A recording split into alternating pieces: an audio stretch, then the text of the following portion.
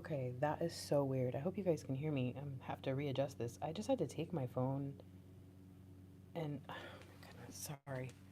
I had to take it off and it told me that I wasn't able to stream. It was very strange. And I'm just trying to now do that thing I always have to do at the beginning because it always moves the frame. And I'm just going to leave it there. And I'm going to hope that those of you who are like me and have had some issues with perfectionism your entire life can use my readings as practice, because that OCD you really want to claim when you see that the crooked, it's one of my most frustrating things about watching my readings. When I used to rewatch all of them, I would be like, okay. All right, anyways, so that was very strange. Okay, I'm wondering if I'm even supposed to go live now because that was weird. It was like you guys were still here. I had to go completely out of the app, back in, restart the stream, and then it was already there, like it was a premiere or something. That was very weird. So I'm not even supposed to be live right now. This is technically my Sabbath, like the beginning of my. So we're gonna see, because this is weird. Okay, that was so weird. Hold on, let me just take a breath. Hi, it's me, Fiery Grace the Gifted. Maybe I'll cut that part. Okay, ready, guys? Everybody here? Okay, all right, I'm gonna do it again. Hi, it's Fiery Grace the Gifted. I'm just kidding. All right, for real. Hi, it's me, Fiery Grace the Gifted. I'm here with a twin flame alignment reading. I am going to bless and shuffle. I will set up a spread, and I will warn you, I am feeling very strange. The moment I started the reading, it felt like I don't know. Okay. Do you feel strange? If you feel strange, raise your hand. Raise a hand in the chat. I think that'll help. Are you guys saying stuff? We're all strange. Okay, good. All right, I'm gonna just start now. I feel a little bit better. Like, please comment in the chats or in the comment section your sun, moon, rising, and Venus if you know it.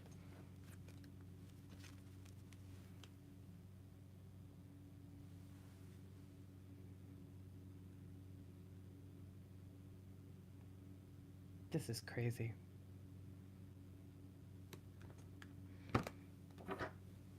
This is crazy. I feel so strange right now. Like, I feel like I'm vibrating. Does that make any sense? And when I picked these up, the Nine of Cups and the Ace of Cups, in this deck, it's a divine feminine and a divine masculine, if you will. And I have your wishes come true for the divine feminine, a love of life. The divine masculine is falling in love, finding a new home. Like, do you see what I'm saying? Isn't that weird? Oh, this is going to be a weird reading. Oh, this is going to be okay.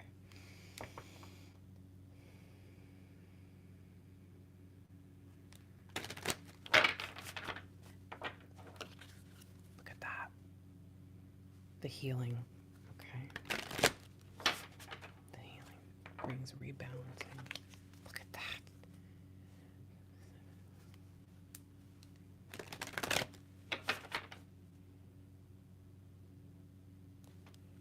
Give birth to your dreams. What's going on here?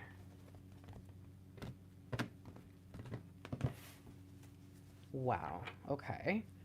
Page of Swords. Look at this.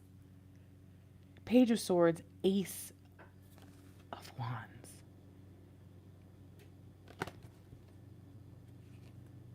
And there's the Sun.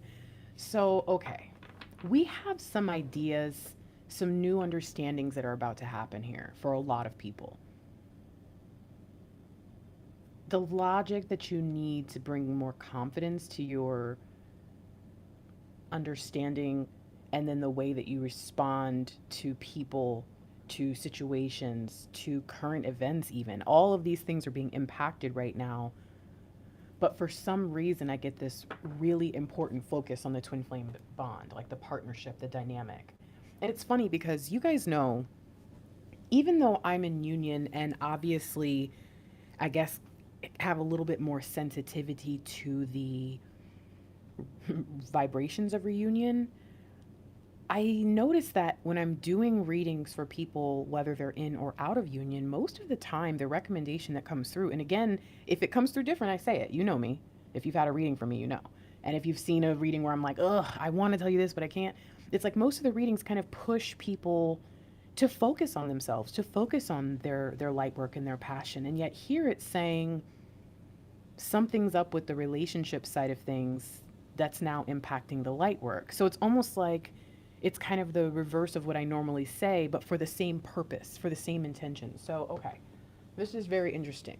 There is a new level of confidence that's going to come in the way we approach our relationship dynamics. And I will admit that because it came up in this particular deck, you know, challenging information, delays, and changes to plans. But then we see the Ace of Wands in the back that says, hey, don't worry, this is going to bring about a new spark. It's going to say, oh man, this is freaky. Holy cow, this is kind of freaky because it just, sorry. I was mid-channeling and I said something and then my 3D was like, did you just hear what she said? And my 5D was like, can you keep quiet? Sorry, I just had a personal resonance moment that was so deep that I needed to. Okay, all right. Just be prepared that it's going to be not what you think. It's not going to be something that probably in the instant that it happens makes you feel like better about tomorrow, but it is going to be big. It is going to be huge. It's going to be huge and it's going to be something really beautiful for you, okay? All right, so I'm really called. You see this? Come here. Ah, look at these. We keep getting these images to start with the masculine and feminine figures. Okay.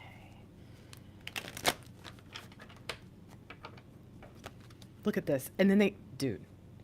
Okay. The trauma healing, the rebalancing. We keep starting off with 10. There's a oh my gosh, hold on. Mid shuffle. I can't even get through this.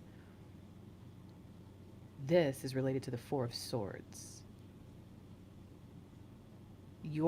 Oh man. Your beliefs in what a relationship is have tarnished your ability to be a good partner. Not just you or you, and you. All of us. All of us need to check ourselves and make sure that a fairy tale or a dramatic television show or even catfish, I mean, whatever it is, that something out there is not tarnishing our understanding of what a partnership is, because we are confusing partnerships, relationships, and transactions. So as we heal from that major trauma, the trauma that's actually making us misunderstand our relationships and damaging our partnerships when they're even possible, that energy is being healed so that we can stop feeling that kind of fear we have, and that the questioning and this sense of almost like having to go to war and do battle just to get the future that we want. We really believe that it's going to just be this horrible uphill battle for some reason. Like, we've resigned ourselves to that thought. And we're like, you know what? It's fine. I'm going to be a warrior of peace and blah, blah, blah. Like, I'm just going to make it through. And it's like, why can why can't either of you consider that maybe it's not going to be like it's been, that maybe things are actually going to get better? Why is that such a problem? Because of the trauma and the brainwashing or manipulation of media or whatever you want to call it that has brought you to where you are. That is, and also it's funny that I asked Sun, Moon, Rising, and Venus if you know it, because like my Venus is in Gemini. I learned a lot when I found that out, and I was like, oh.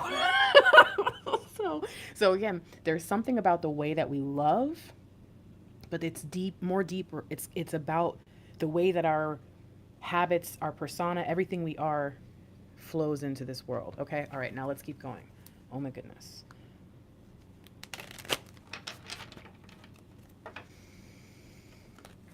Oh my God. gosh, God is so amazing.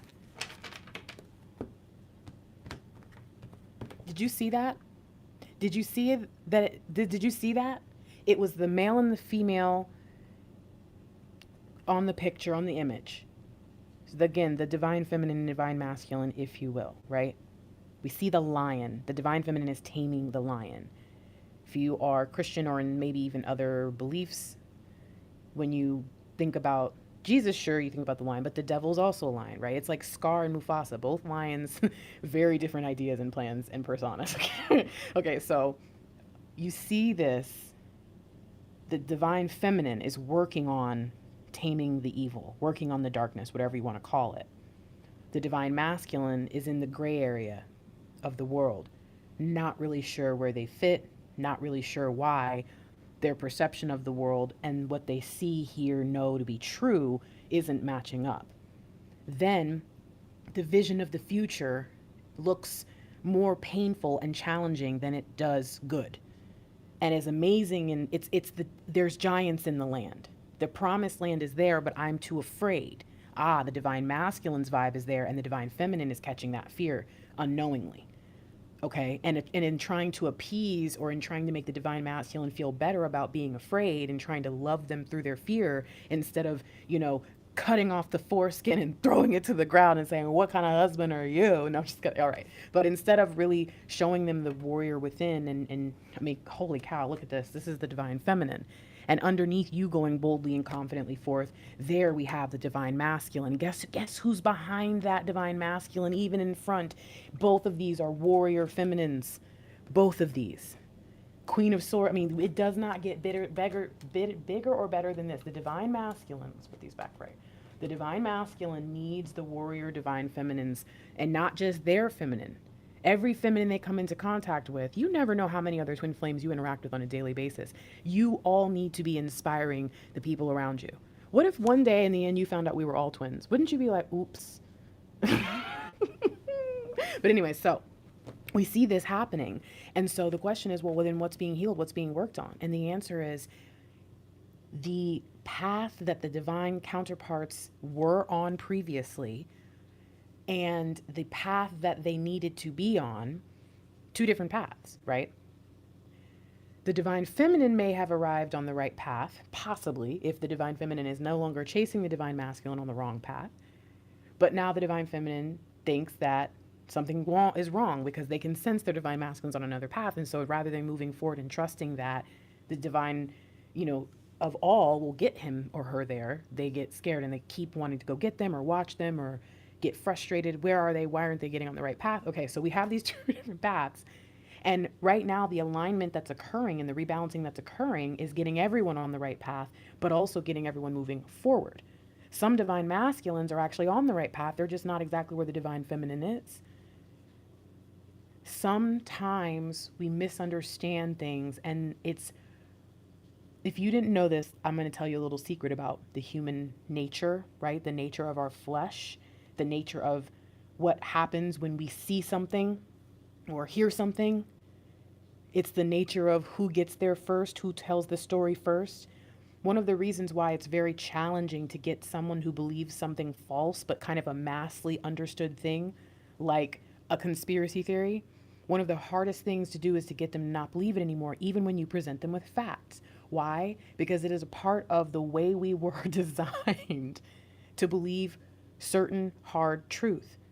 But this world has become so corrupt that once we get something, if it seems close enough to truth, and we're not close enough in our alignment, or we're not in our center or in balance, then we can be manipulated. And we grab a hold of whatever that not truth is, thinking it's truth. And then anytime someone hits us with truth, as a human being, we say, no. And the more we hear facts that are true about that thing we believe that's incorrect, the more we are hardwired to dig deeper into what we believe is right. Did you know that? If you don't believe me, look it up. Remember, you guys, I am not just what you see here. I'm not hands. I have 3 degrees and I really like reading. So when I present facts to you, I'm presenting facts. So think about that for a moment. How have those parts of your life, relationships, partnerships, right, light work beliefs, confidence in your abilities, and everything that kind of falls in between in the gray area when we're not really thinking about it, because we're thinking about that in our tarot reading, right? We're focusing on our counterpart. What happens when all the stuff in the middle is impacting us more than we know? And what happens when we have a misunderstanding, a false perception, and it's actually the perception that we have, not our true self. It's the perception that we have, not what's really going on around us. It's simply the perception that we have that stops us from walking forward with confidence, because everything we believe is messed up and is just kind of a crazy, chaotic jumble of, what is that? Where you pull one string out and the whole thing unravels? It's like a house of cards, right? And you pull one card and the whole thing, it's the Jenga on the last little, right? That. And again, we don't want to hear that, because look what's happening right now. You're going, nope, not possible. You're wrong, Grace. You don't know me. And it's like, but have you thought about it? Have you ever taken the time to make sure? Have you ever gone through your beliefs? Have you ever gone through the things you think about relationships, twin flames, being a light worker, and the jumbled web between? Because a lot of people now believe if you're a light worker, maybe you're a twin flame, not knowing that if you're a twin flame, you have a mission. A lot of people think all kinds of things, like you can't be a light worker and a twin flame until you're in union. You can't start your light work until your divine counterpart comes around. Those are false correlations. Correlation is not causation. So these spurious correlations that you're dealing with throughout your life, they're coming your spirit, your inner self is taking these things to task right now. And it's all going to change the most important thing in your life as a twin flame, which is your dynamic. Are you prepared for that? Because this is a big deal. This is crazy, because this is not what I thought I would be talking about. I kind of just expected, like, oh yeah, it's a blue moon, you know what I mean? And it's like, nope, we're going to just talk about something really important instead. Like really, really bigger than that. So, okay, maybe the blue moon, the culminating, spotlight energy is shining down on twin flames right now. Next year is the year of twin flames. Every year I get people who come back and say, I watched your readings from last year and you were right about what you said. And it's like, yeah. So are you going to wait until 2022? Are you going to come back then and say, Grace, you were right. 2021 was the year of twin flames. Or are you going to listen to me? Because this year was the year of the divine masculine and 2019 was the year of divine feminine. Prove me wrong. No one has been able to yet. And I keep getting people saying, oh, wow, that's kind of true. And I'm not an astrologer, so I don't know how I knew. God just told me to tell you.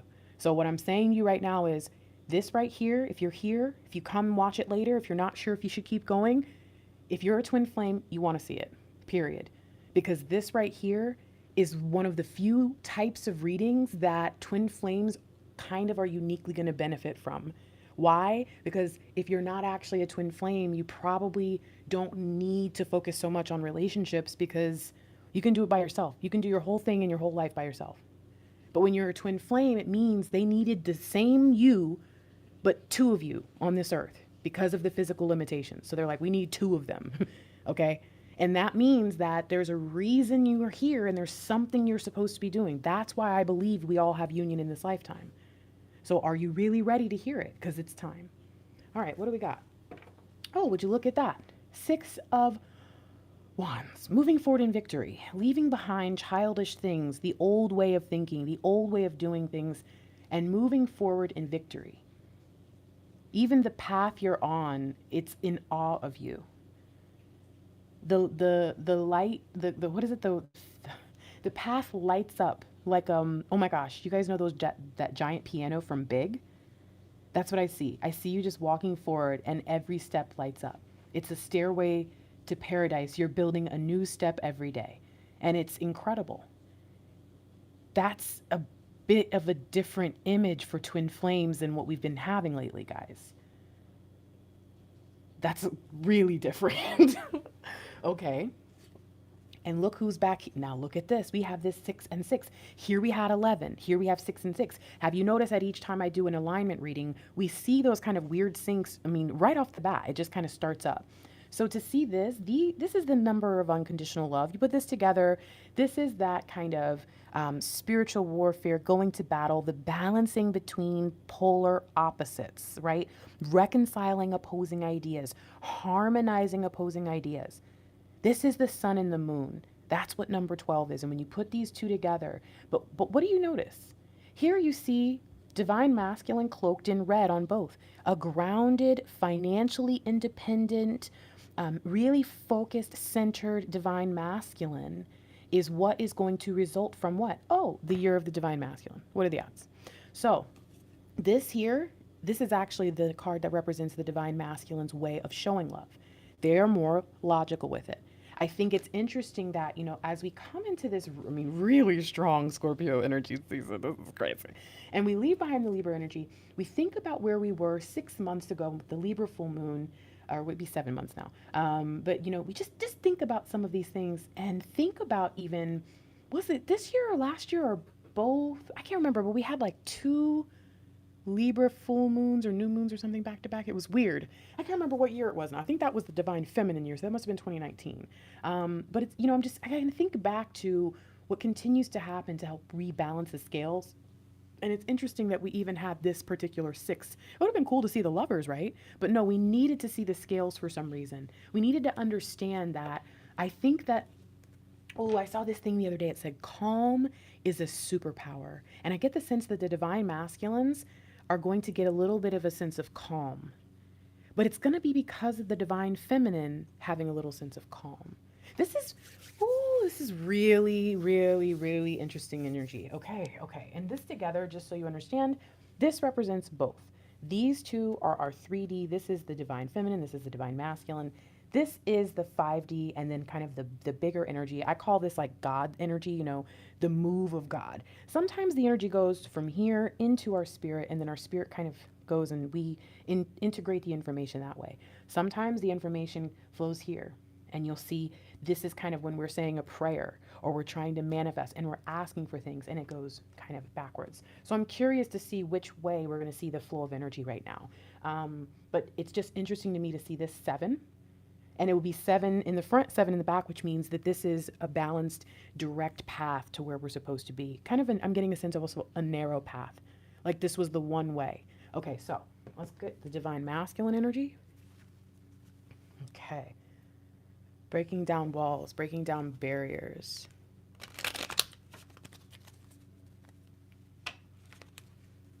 Is that, oh. Huh. And the 9. So that 9, okay, so this person is accepting the challenge. And they're willing to start at the bottom, basically. They're willing to start fresh. Wow, yeah. This is an adventure to this person now. And you can kind of see the divine masculine is in alignment with that 5D self, which is, I think, one of the most important things for the year of the twin flame. I think that if the divine feminine is in alignment, that's going to be powerful. That's going to be great. Sure. I think if the divine masculine is kind of neutral, then that would still be great because we wouldn't have as much, what's that called? Pushback from what the divine feminines are doing. But if we have both counterparts fully engaged, both using their willpower, both taking the time to make progress, to make change, whether it's together or whether it's separately. And not even talking about separation, just meaning, some of you are going to work together like Chip and Joanna Gaines, and then some of you are going to have your separate things that you do where you, confide in each other and get ideas from each other, maybe pillow talk time, but otherwise you work completely separately. But somehow or another, even that can be a unified mission, whether you believe it or not, especially if you're working kind of making similar changes just on different scales or in different communities or areas. So it's interesting to see that we're getting this sense of the divine masculine being willing to open up. And I think it's also really beautiful that the first shall be last, the last shall be first. There is a necessary humility that's required. The divine feminine is going to have been used to being the leader for quite some time, whereas the divine masculine, in my personal belief, and what I continue to get channeled through, is really the one who's supposed to be leading, which is why the divine feminine is so tired, okay, when they're not in the right order. But I see the divine masculines kind of coming back around, and the year of the twin flame actually starts off where the divine masculine is still in a position of following, but they're there.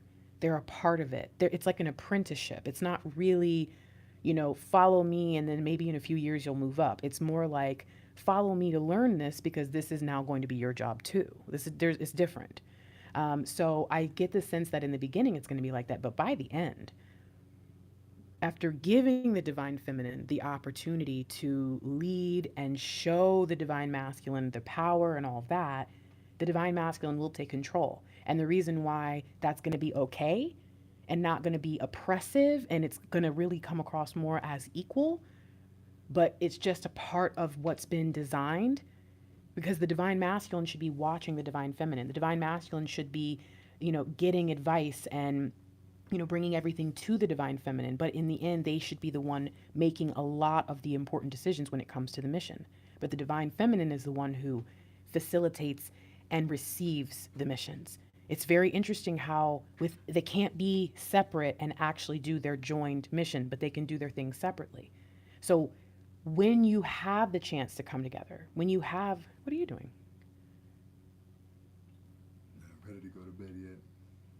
Oh, hi, baby. Sorry, guys. Sorry, Mr. Lightwork came out here. I thought you were going to bed. You not tired? No. You want to sit with me? You mind? No, come here, because I'm having a little bit of trouble. Trouble? Well, it's not trouble. I'm picking up a lot of stuff, but I'm just kind of getting a weird. Sorry, my bad. Hey guys, Mr. Lightwork is here. Hey, say hi. Sorry guys. Hi guys.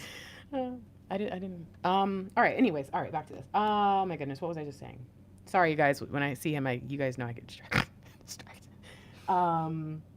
Okay, I don't remember now. Maybe I'm supposed to stop talking about that. But whatever the case is, the divine masculines stepping in, doing what they need to do as leaders only because it's the provision of protection that they are here to offer. That is the only reason I get the whole leadership thing, the head of household idea, which again does not necessarily mean I mean man over woman. Because if the female is the divine feminine or is the divine masculine, again, it's still going to be weird. So don't try not to take what I'm saying and go into society and get mad. Go into, an ism and go against what I'm saying. Hear me out because I'm talking about energies. Okay? So this is very interesting to see. And what we end up with here for the divine masculine is the Four of Pentacles in reverse. Now that's interesting because this is saying I'm leaving behind an energy of holding back. I'm done holding back and I'm done sitting still. I've spent way, way, way too much time just kind of being afraid because that is what I was grounded in. I was grounded in fear. Now that's interesting because here we see that they are no longer grounded in fear, but it came from within. It was like something that sprouted out of them.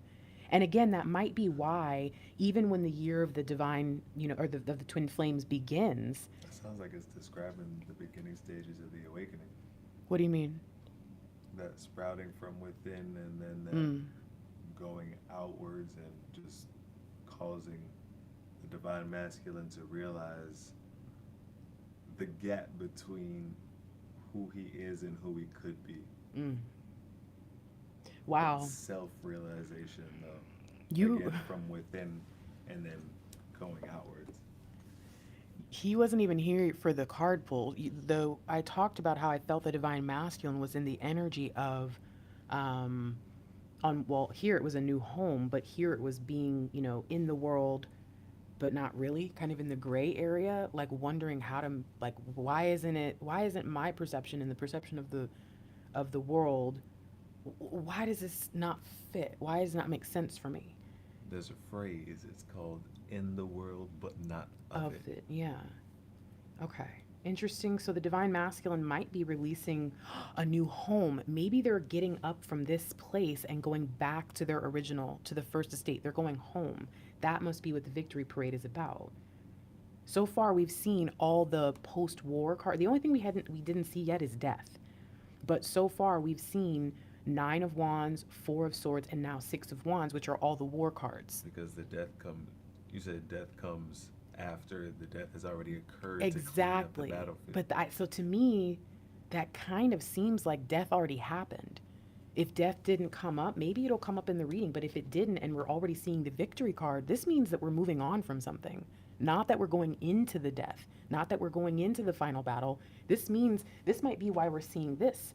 This is the maybe the divine feminine has to be the one who realizes first, hey, we're victorious. This is good. It was a change to my plans. It was a delay in my plans. I didn't like it. I didn't like how people told me that I wasn't going to get what I wanted, but the reality is that's what happened. And now that I went with the divine plan and now that we have this victory, oh, I see what's really been going on. So again, divine feminine, you're being encouraged to recalibrate, to look back and integrate all the information you've gotten in your awakening and just make sure that everything you believe, think, see, and perceive is accurate and is not a house of cards. And make sure it lines up. Wow. Putting the Ace of Swords down. Look at this. I don't want to fight anymore. I'm not going to try to force a life that isn't for me. You know what? This is stubbornness. You know what this is? This is when a child, you tell them to do something and they say, no, I won't do it. And they just stand there and they think that's actually going to work. Like, that's not good. I mean, you can stand there, but if you're just going to stand there then, and you're going to have to do the thing that you have to do, you know? Eventually. And so it's interesting because I think the divine masculine finally, it's like you leave the kid there and you're like, okay, well, here's your homework or whatever it is, you know, here's your food and finally they just pick up their fork and they eat you know what I mean? And it's like here you have this person who finally is just going to lay down their sword. They're going to stop fighting it. They're going to get up. And they're just going to go about their business like they were supposed to all along. This, to me, signifies that the divine masculine knew a lot more than we were giving them credit for a lot longer than we were thinking they possibly did, which could also be a part of their punishment, just so you know that. Because it's like you knew this whole time you were sitting there what the right thing to do was, and you still said, no, I'm not interested. Okay, well, now you have to pay for that. Okay. Oh, and look at this. Two of Wands shows up for the divine feminine now. Six of Cups in reverse. To me, that says not being in union. Oh, this makes so much sense. It's brought me to a place where I question everything. I question everything. And I think that might be why I named this particular reading, Don't Miss the Memo. And as I wrote memo really big, my predictive text wanted to correct it and change it to memory. And I was like, no. And I was like, oh, it's like a memory. The memo is to remember something. And remember in this, I even said the divine feminine is the one who gets the mission. So the divine masculine can't do the mission without the divine feminine, but then the divine feminine can't do the mission without the divine masculine. So like I said, everything is set up the way it needs to be set up. But if you have a false perception, if your understanding is incorrect, then what's going to end up happening is because your twin flame isn't there or isn't acting right or isn't awakening the way you thought they should, or just maybe the plans aren't going the way you thought, now your world is shattered. Now you're in the gray area and you're in the fear, just like I said before. The divine feminine is being impacted by the divine masculine's lack of belief. So the question is, I guess, divine feminine, where's your faith, you know? And some of you are like, Grace, I'm good. And then some of you are like, you know, I'm good most of the time, but I do slip.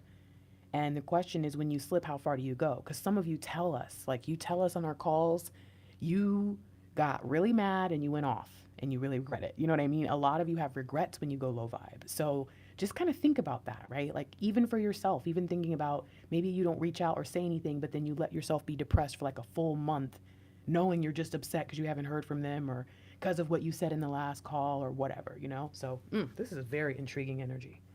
I feel like it's kind of specific. Like sometimes I feel like the readings can be for others that are not twin flames sometimes. Like I feel like there's good stuff, but I feel like sometimes it can be general, but yeah, this is like really specific to the twins. Didn't we?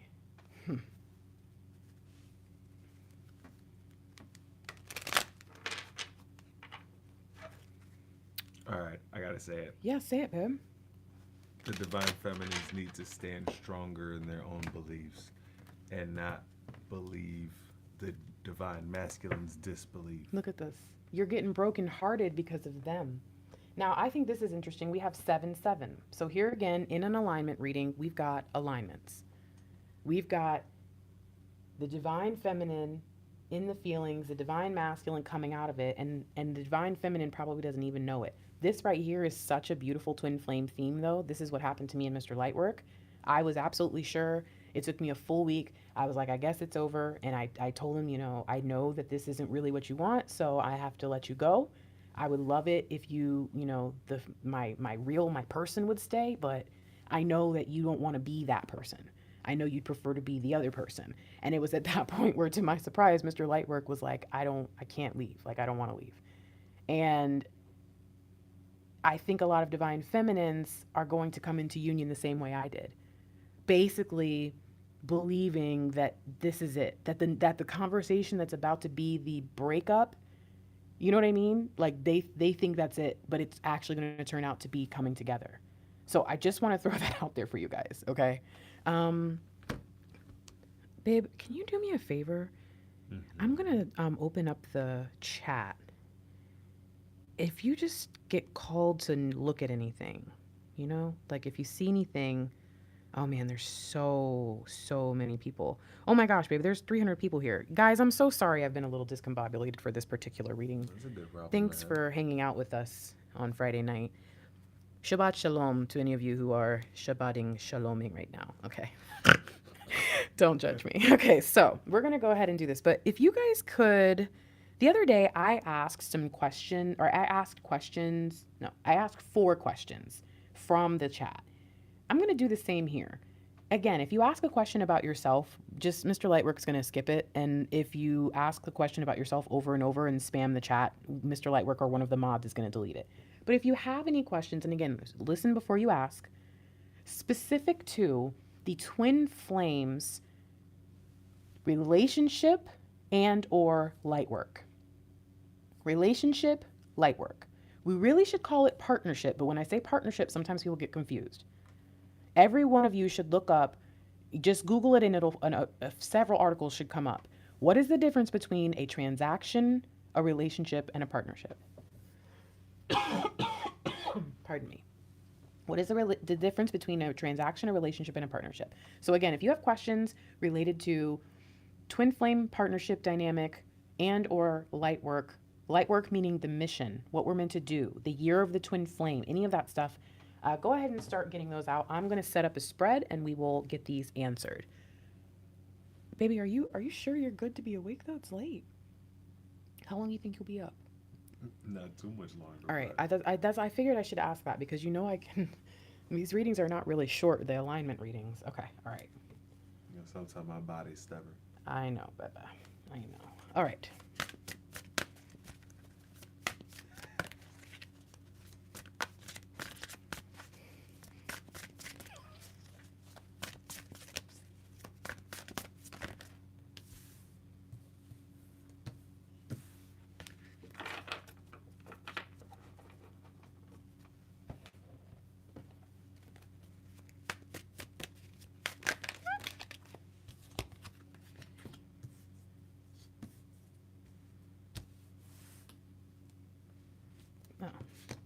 Alrighty. Woo! That is too many. Okay. I feel like this is going to be like that. Okay. And then... Woo! You ever see these cards when they hop out on the bottom? It's so weird. What, babe? I feel like answers are so easy to give now. Now that you've had your awakening? Yeah. Talk about that for a second. Why do you feel that way? How can we know for sure that we are on the right path in our light work? If you're spreading love and helping people. Simple. 2 things. That's it. It's real. Oh, and spending time with your creator, with source. Making sure you're centered. The universe, the inner self, whatever you're just at that peace state, focus on that the most. And then helping others and loving others. That's it. You're right. It is kind of easy to give messages or answers when you're awakened and you kind of know them. That's dope. Okay. You're going to pick. I'm not even going to look at the chat. You're just going to, whatever you want to ask, whatever question you want to read, or you can even ask a question yourself or tell me stuff. Do whatever you want to do. The fact that you're here right now is kind of random. So I feel like we should use you while you're up. Like they're getting super lucky right now. Oh, hi, members. Thank you guys for being here, by the way. Baby, when you see the little badge like that, they have a member. So if you see it, you can say that they're a member and then answer their question. Oh, that's dope. Yeah, you know, right? I have a new membership level that's only $1.99 a month by popular request. So if you guys are interested in being a part of the members, having those cool emojis and having a badge next to your name, that's how you get that. Click join. Okay, go So I ahead. just ask a random question that I see here that isn't a personal question. Yeah, it cannot be personal. It cannot be about their DM, blah, blah, blah. And it has to be about Lightworkers or relationships or something like that about twins. Okay, go ahead. Would the discussion of mission work trigger the DM to run? Why don't you talk about that? Remember when I used to encourage you with that business idea that we had before? I feel like that actually made you want to be with me more. I feel like that was what solidified us like being basically boyfriend and girlfriend, even though we weren't at the time. It was something to do. It was something to focus on rather than just trying to Like hang out and sit around. Because there's really nothing there. You can do that with anybody. You can do that with everybody. And you can do that with less conversation. You can do that with intense conversations. You can do that with anything. It could be all over the spectrum, but it's about the quality time, about what you guys do together, I feel, is what creates memories rather than just lounging time. I mean, lounging time is just that. Lounging time, you're not supposed to be doing anything. But that creating together is the thing. That's what builds memories. It's like a Nobody Tamagotchi. remembers a lounge session. Right, but you'll remember that you need to feed that Tamagotchi. Right. I know that sounds really weird about spending time with your DM to call it feeding the Tamagotchi, but I think that might be what it is. It's finding something that you guys can work on together. So, okay, can you go back to the question and ask me one more time? I'm gonna pick somewhere here. You said would talking about make them run. Okay. So would talking about the Lightworker mission and the twin flame mission trigger the divine masculine to run? Both Mr. Lightwork and I believe the answer is no, intuitively speaking, and also from experience and that personal time. But let's see if there's anything that we can learn a little bit more about. I feel like we'll start with number one. The Hierophant. Actually, it's going to change a lot of things. Showing the divine counterpart that you are not just going to conform to the everyday expectations or socially acceptable norms for work or purpose and passion and career. Talking about work in a way that is exciting in that long term, talking about building things together, talking about having the competence and confidence to create together. All of those things are going to spark something in your divine counterpart. And because of that, it's going to change not only their belief in themselves, but also their belief in a future with you. It's going to allow them to see it from a more divine perspective rather than the usual, which frankly, and again, Mr. Lightwork, you're here now, so you can correct me if I'm wrong. Sometimes the divine masculines are looking for a reason to leave. They're looking for any good excuse to walk away so that they don't have to feel guilty for their behavior or feel bad if they might hurt you, or also just getting caught up in something that is more work than required. Just know that there is an ongoing tally sheet of good and bad, reasons to stay, reasons to go, and every day a tick is being marked on one of those two columns, and at any point a decision could be made. So it's probably best to operate in the column in which you would like the outcome to be in your favor. And before you get frustrated, like how dare they, or before you get sad, like, oh, they don't unconditionally love me, maybe they never will learn. Listen, you are Six of Cups. You are pure love. They are Six of Pentacles. They are that One goes in, one goes in, one goes in. Everything is meticulous. So when it comes to the way that they build a loving relationship with you, it's going to be based on and around the things that they do or do not like. There is a scale in their head just for you. And the reason that they do or don't call is not always going to be based on where that scale is, just so you know. Okay. I just want to throw that out there. But it does help when you have good things going. And I think that the reason that the Hierophant gets brought up when we're talking about bringing up the mission and whether it will cause them to leave or not, I will warn you, if there's any pressure or if it just makes them feel uncomfortable, it might cause them to run. But if you guys are vibing, having a good time, I think that there could be something that gets sparked in there and you're going to get points that they've never seen before. It's almost like if they're putting like a penny in for everybody, right? Everybody just has like this thing of pennies. And then you come in and you're like, oh, well, here's a quarter, here's a $50, And they're like, whoa. Not only is this not a penny, so I really remember putting this in my scale for this person in the good or in the bad. Remember that. But it's different, it's unique, and it's heavier, it's more weighty. I just can't stop thinking about it. I always kind of go back to it. So giving them something different to speak And on and that talk right about is there exciting. Yeah. is a perfect segue into this next section that I was thinking about Okay. saying. What's up? The remembrance of the bigger $50 of the thing that stood out, the thing that was different from the rest, the monotony of penny, penny, penny, penny, copper, copper, copper, brown, brown, brown. Then you get boom, Big old silver. It's right. huge. Yeah. It's shiny. Oh yeah. So that's exactly what you're doing when you're bringing the challenge of the mission work. Because now they want more. Now they want to know where that comes from. Now they have something to achieve. Because again, just hanging out, just because you're divine feminine, you're enlightened, that's not enough. That's not enough. What are you using that for? What separates you from the other divine feminines out there that are confused about their divine masculines, that don't know if their divine masculines are really their divine masculines? Y'all could be crisscrossed. Y'all have no idea. So do your work. Interesting. Okay.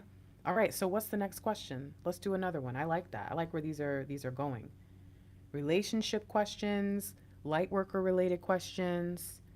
You can also ask about 3D specific, but again, nothing personal, please. What you got, Mr. Lightwork? I'm looking through here. It might be helpful too. You can repeat your question once if it's been, if you asked before the last card was pulled, you can go ahead and repeat it. So maybe copy and paste it if you think it's a good one. But again, if you get it erased or if you keep asking something weird and you get blocked, just my bad. What should the divine feminine be doing to step into her light work? What should the divine feminine be doing to step into her light work? Actually, I'm drawn here, and it's funny because these two cards, or this section right here, and we're going to ask about both. I think it's important. For some reason, two cards came out and I wasn't going to take it, and then I was like, nah, I should take it. And then it's funny, when I put it down, I noticed that this card, the divine masculine, can you see it's kind of bent? And it's like folded. So this section right here is kind of off, and it keeps drawing my eye. So it's interesting. All right, what should the divine feminine be doing? Like, why did you get two cards? I know. It's funny. And again, that focus on self, I think, is really important until both people get the hang of it. And that right there could cause a problem. Right now, you got one in your pot, one in their pot. Right. And if you put the other one back in your pot, they're gonna look over like, yeah, there's two over there, and I got none. Yeah. What's happening? Yeah. So okay, divine feminine. I think that there's two things you need to do. All right, let's just pull this one first. 7 of Wands in reverse. Stop fighting. That's the first thing. Stop fighting the divine spark. You're taking the spark and using it to fight off your passion and your purpose.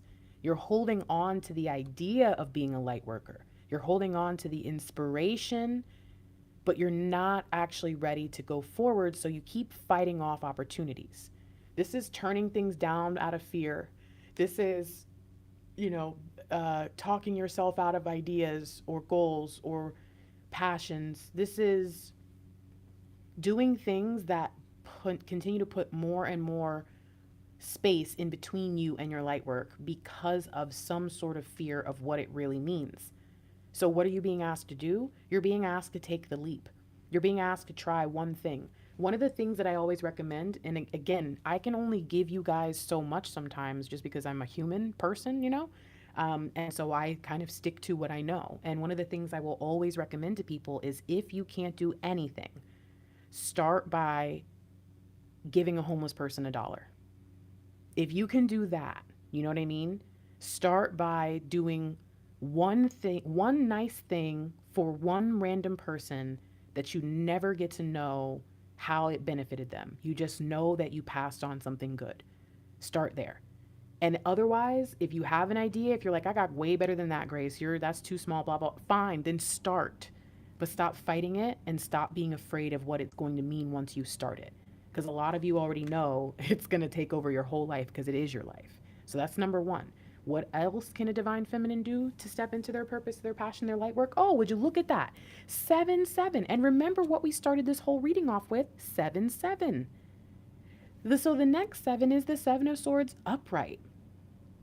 Go follow along with the plan in the right ways, but don't get caught up and forget that you're on mission. What this means is if you are a detective, let's go with the detective first because I was about to mix it up. If you are a detective and you go in to go be undercover, you can't forget that you're undercover, okay? Because it will mess everything up. So you have to stick to the rules of being on the force and being undercover. And then you also have to stick to the rules of being in the role you're in undercover.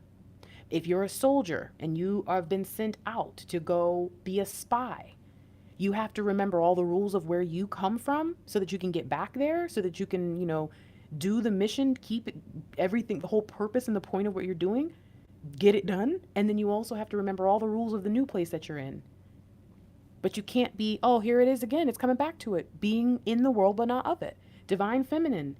Stop allowing the world around you in the 3D sense to impact you in negative ways and to stop you and to knock you off course and to cause you to forget why you're even here. So some of you think that you should be focusing on XYZ when you're supposed to be focusing on ABC. And you think you're right. And you can't figure out why your light work isn't going forward and why nothing's happening or whatever. And it's no, they're in too deep. Yeah. So I want you to see that. This is important because if you don't continue forward on the path and get some balance here, be prepared to take the leap and also remember that you might be a part of this world, but you are not really meant to be as in it as you are. If you can't do this, you're blocking your divine masculine. Only because, honestly, as much as it stinks to consistently have to hear this, they're watching you. There's a reason why you discovered twin flames before them. There's a reason why you found out about the fact that you guys are light workers before they did. It's because you're the one who's supposed to lead it in so that, remember, again, if you had gone into that dynamic with the divine masculine in the position of superiority and leadership, we live in these patriarchal societies in most cases, blah, blah, blah, then you would have gone in and you would have ended up being completely submissive to your counterpart. So instead, God sets it up to where you as the divine feminine, the quote, weaker vessel, right? The one that maybe is softer and again, more nurturing, that person is actually going to come in and lead the way, boom, boom, lead the path, okay? And it's the divine masculine who later will come into the leadership role, but will never look at the divine feminine with anything other than complete respect, support, belief, appreciation, all of it. Because of what they did, because of what they did in their strength, even when it got hard, even when they were afraid. Come on, somebody. All right. So what does that mean for the divine masculine? What is it? Come on, baby. What does it do for the divine masculine? You know what the divine masculine needs to do? They already freaking did it. Do you understand? They already did it. Remember how I said this was catching my attention because it was kind of sticking up and you said they were peaking? Mm-hmm. Remember how I said the divine masculine did know that they were being bad when they were just sitting there not moving, but they kind of like ignored it and they just sat there anyways, being stubborn? Like a test. It was... Oh, yeah? And you want to notice this? If you do that, it's 11. If you do that, it's 11. Bam. The divine feminine is being asked to open up their side of the portal Oh, and look at that. That's 18. That's the moon. Man, y'all ain't ready for these messages. This is why God don't even prepare me no more. God don't even prepare me no more. God just be like, do a reading. I'd be like, okay, I'll do a reading. And then I do it and I'm like, whoa. Whole 24 hours early. But actually, I appreciate that because you know what? Thank you, God, for not having me have all this messages sitting on me. That's a lot of stuff to just be like waiting to come out. So the divine masculine, in order for them to get into their light work in the 3D, like physically speaking, tangibly do the work, they are going to have to get up off that throne of stubbornness and fear and negativity and being overly cautious or overly just doing the extremes, but never actually being balanced and centered. And guess what? They already did. We got the message at the very beginning of this reading. They've already done that. By the way, whoever is donating, babe, thank you guys. I can't see. He has my phone. Thank you so much for sending those beautiful exchanges of energy and love our way. You are supporting a beautiful family and a beautiful set of twins in reunion every time you guys do anything monetary on YouTube through our channel and all that. So we just really appreciate you. Even just being a subscriber. Actually, yeah, the fact that you're here means other people are going to find our channel as well. So even just being in the lives is really helpful. Liking the videos, all of that. We so speak. We were at 316. I know, that's crazy. I've been here, we're at 356. That's crazy. Okay. So, thank you. All right. So what's the next question, babe? Do you have another one? This right here, to me, the fact that someone asked about like light work and 1111 comes up together. Again, alignment readings are where it's at, you guys. These have been so accurate and the information that's been coming through in them lately is like crazy. You got another one, babe? I think so. Can too much be done while they're in the run and chase mode before the final separation that will make the DM stay away even after his awakening? Basically, are you saying that after they awaken, they still won't come into union with you because you messed it up or something? That's all. That's pretty much what I heard. Okay. Again, coming from just a personal space, I don't believe there's nothing that can separate us from the love that God has for us.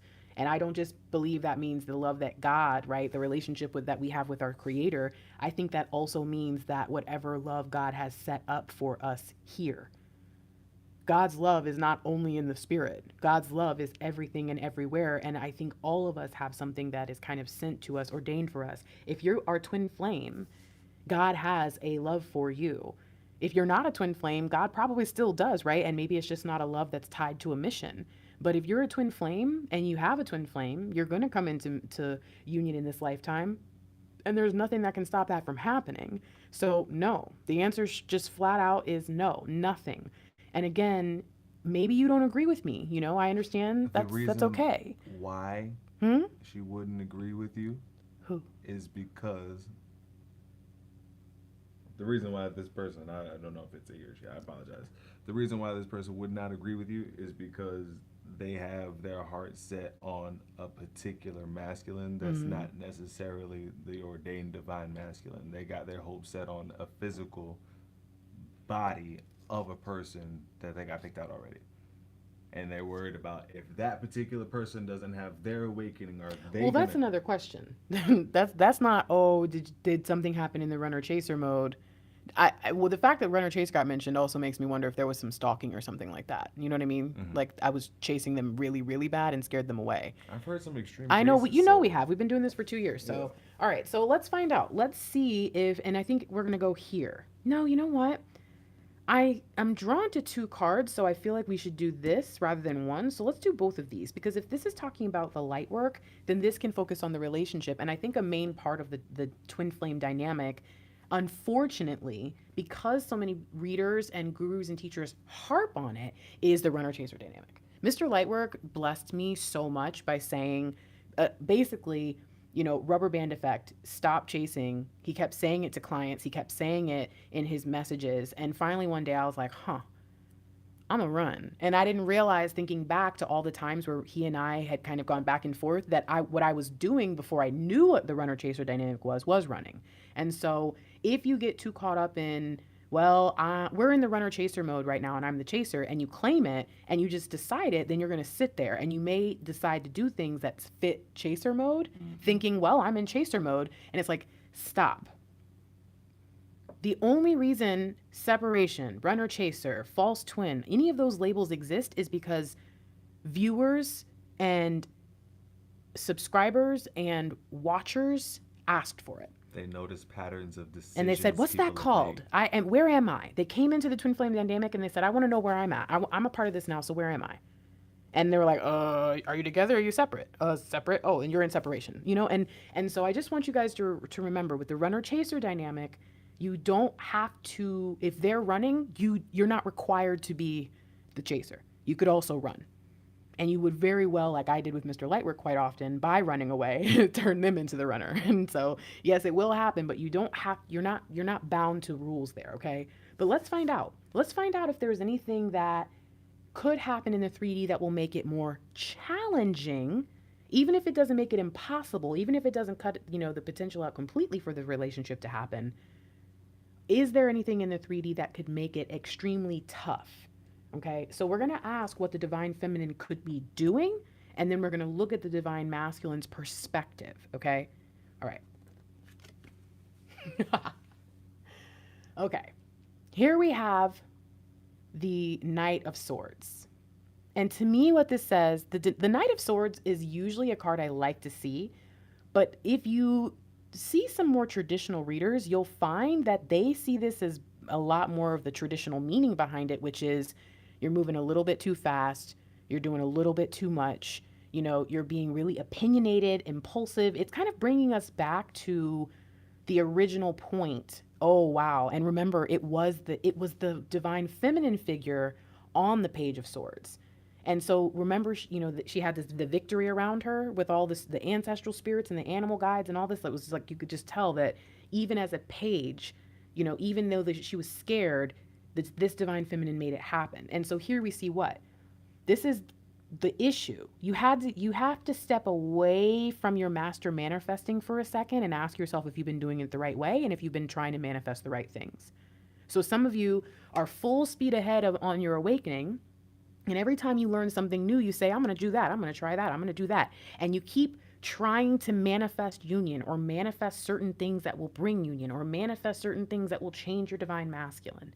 You keep trying to do all this stuff and it won't work, so you try another thing, and it won't work, so you try another thing. It won't work, and now not only are you losing confidence in your ability to manifest, but also you're wasting a lot of beautiful energy on things, and it's just kind of going out into the universe and creating more chaos. So they're asking you to pull it back, come out of the Knight of Swords energy, kind of pushing with your opinions, doing things too fast, being too impulsive, trying to make things happen. Pull back into the Page of Swords mode. Recognize that you can do a lot more with less, with less effort. Manifestation does not require that much, and there's not as much pushback when you're doing the right thing. And this could be saying by forcing anything, you're going to have the divine masculine fight back. But remember, when they go here into the Four of Pentacles energy and they get up off that stubbornness, they're also going to lay down their sword. I think the only reason that this is happening is because the divine feminine decides to focus on what they're supposed to be doing in their path, and the divine masculine no longer feels like they have to fight and be ready to do battle all the time. So you need to put down your sword first. So what will that do for them? How are they perceiving you? And how can that perception be changed once you put down the sword, once you stop trying to force things and focus more on releasing your fears, which is why a lot of these impulsive and opinionated behaviors are even happening. What's going on here? Wow. Okay, come on now. I literally just said to you, this is a different deck. I just said to you that both counterparts have their swords up, and we see the Two of Swords come up. Two swords? It's crazy to me. And so what I see is on one side, the divine masculine looks at you, and this is how they feel. And Mr. Lightwork, you might identify with this. They look at you and they think, you are pretending that everything's fine and that we can just get together and there's not going to be a problem. It causes distrust. They don't trust you because they don't believe that you are willing to tell the truth. Some of them think we're delusional sometimes. Some of them look at themselves because and they're like, we know we're messed up. Right. They're like, why would you? It's messed up. Yeah. So why and would you? You think it's going to be okay? Yeah. Your thinking must be messed up. Yeah. Something must be wrong with you. So the way they see it, when you push it and you force it and you're kind of always saying all this stuff and you're just telling them, oh, I know this, I know I'm right here, blah, blah, blah. Well, what ends up happening is they look at you and they think you're crazy. You don't know what you're talking about. You don't really know what you want. You don't really know what you're asking for. You're closing your eyes to the truth and you're fighting blindly. I'm just going to walk away. Either that or I'm going to have to watch myself with you. But again, Mr. Lightwork said it already, can't. It's about trust. But how will this help? If you put down their sword, then they can put down their sword. And guess what? You know who this is? The Two of Swords? That is either, or possibly both, the Queen of Swords and the High Priestess. So it's interesting that once you allow them to stop having to fight off your advances, it's almost like maybe some of you will give them information and then you're like, what do you think? It's changed everything, right? And they're like, can I sleep on it? So it's like by giving them a little bit of a break and also making them feel like they can come in. And it's funny because you know what? It says, hey, put this down. And it's like you've been chasing them. So once you put it down, then they're going to chase you. It's so funny because even as the question gets kind of answered here. But anyways, they're going to be able to kind of focus more on the information rather than the fight. Remember, the Two of Swords is communication, but it's also conflict. It's also about decisions. It's also about power.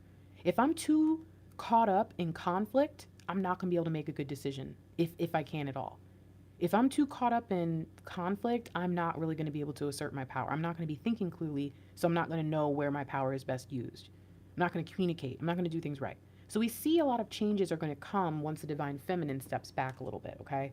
All right, couple more questions. What you got, baby? Somebody wanted to know how to get in contact with us for personal readings. I told them to go to your website.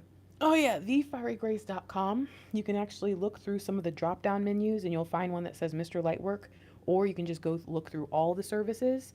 Right now I have a huge sale going on, so if you want to work with both of us, because you're paying for two people instead of one, it can be a little bit more expensive.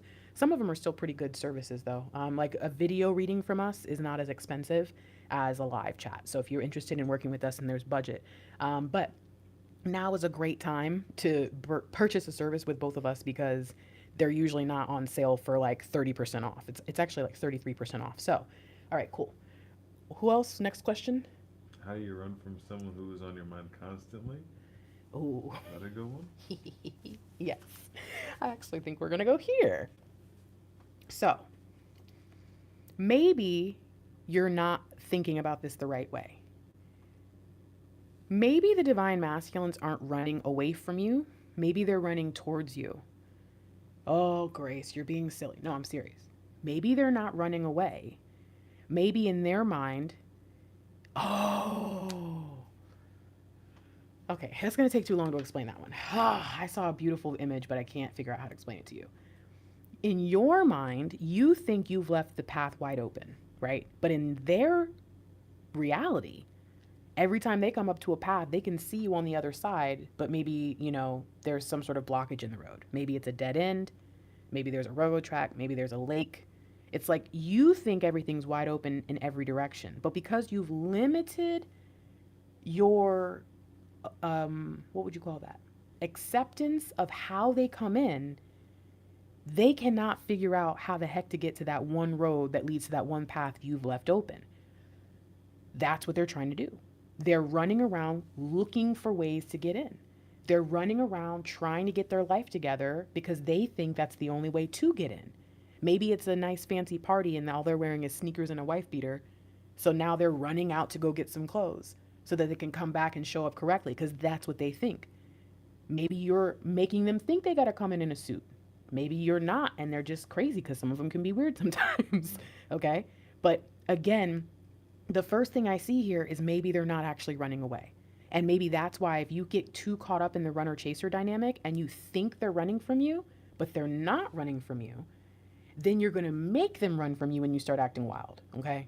Because now you think something's happening that's actually not. Your relationship is safe, your future's intact, but you're acting as if it's not. You're acting like someone that they don't know. Because when they first met you, they didn't fall in love with your insecurities. They fell in love with everything you saw in them and the way your heart and mind and soul lit up when you saw them, not your fear. So first and foremost, perhaps they're not running away from you. Second thing is perhaps they're running to be healed. And maybe there's something about you they're not ready to deal with yet, whether that means there's something in you that triggers them unknowingly, or again, just being on point and doing what they're supposed to do might make them feel uncomfortable, so much so. I mean, remember, this is where they've been. They've been in stubborn, I know what I'm supposed to do, but I'm not going to do it mode. Now they're not, but in the There's a past, reason. what? There's a reason that people know about it and they still refuse the test. It's a big task. It's a lifelong commitment. People don't want to change, especially when they're quote unquote comfortable in the lives that they've cultivated for themselves, that they think they're happy with because they built it themselves. They have no idea what's on the other side, and because of their hesitation, they're gonna miss out because they're not gonna have enough foreknowledge to know what's gonna be on the other side. There's no way to know what's on the other side. It's just literally a leap of faith, and people's fear and apprehension are gonna keep them out of out of the golden state and not California. Wow. Well, okay, so this is interesting. We see the first part of it, but this has two. This has two. Do you remember the question? You know, I like to ask a question again to make sure. What is it? I asked you. You said yes. Oh no, You're I just don't. agreeing with me. They said, what does divine masculine? Dang it! I like to make sure I go back to it because that's why I don't think I'm going to answer it and I have a second card. Why? I'm coming. Hold on. How do you run from someone That's always on your mind. that's always on your mind? So again, maybe you're on their mind in your everything they think about. They know you're out there doing it on your own. They know you're out there doing it alone. And everything they're doing is what they think they have to do. And maybe the path that they're on is what they think they have to do, even though there's like a secret underground or even an overhead path that they could take, right? Okay. What's the other question? Ego. Ego, ego, ego. Did that card just come straight behind the chariot? Yep. Oh, that's that. I know Ooh, because that's freaky. because Ooh, you that's see we have the similar imagery. Oh my goodness. Okay. So now what this tells me is there is an ego issue with the divine masculine, and they do not like that the roles are reversed. So they run away from you because you are a constant reminder of everything they're not. You're a constant reminder of what they have not accomplished. You're a constant reminder. And if you haven't noticed of who yet, they wanted to be. correct.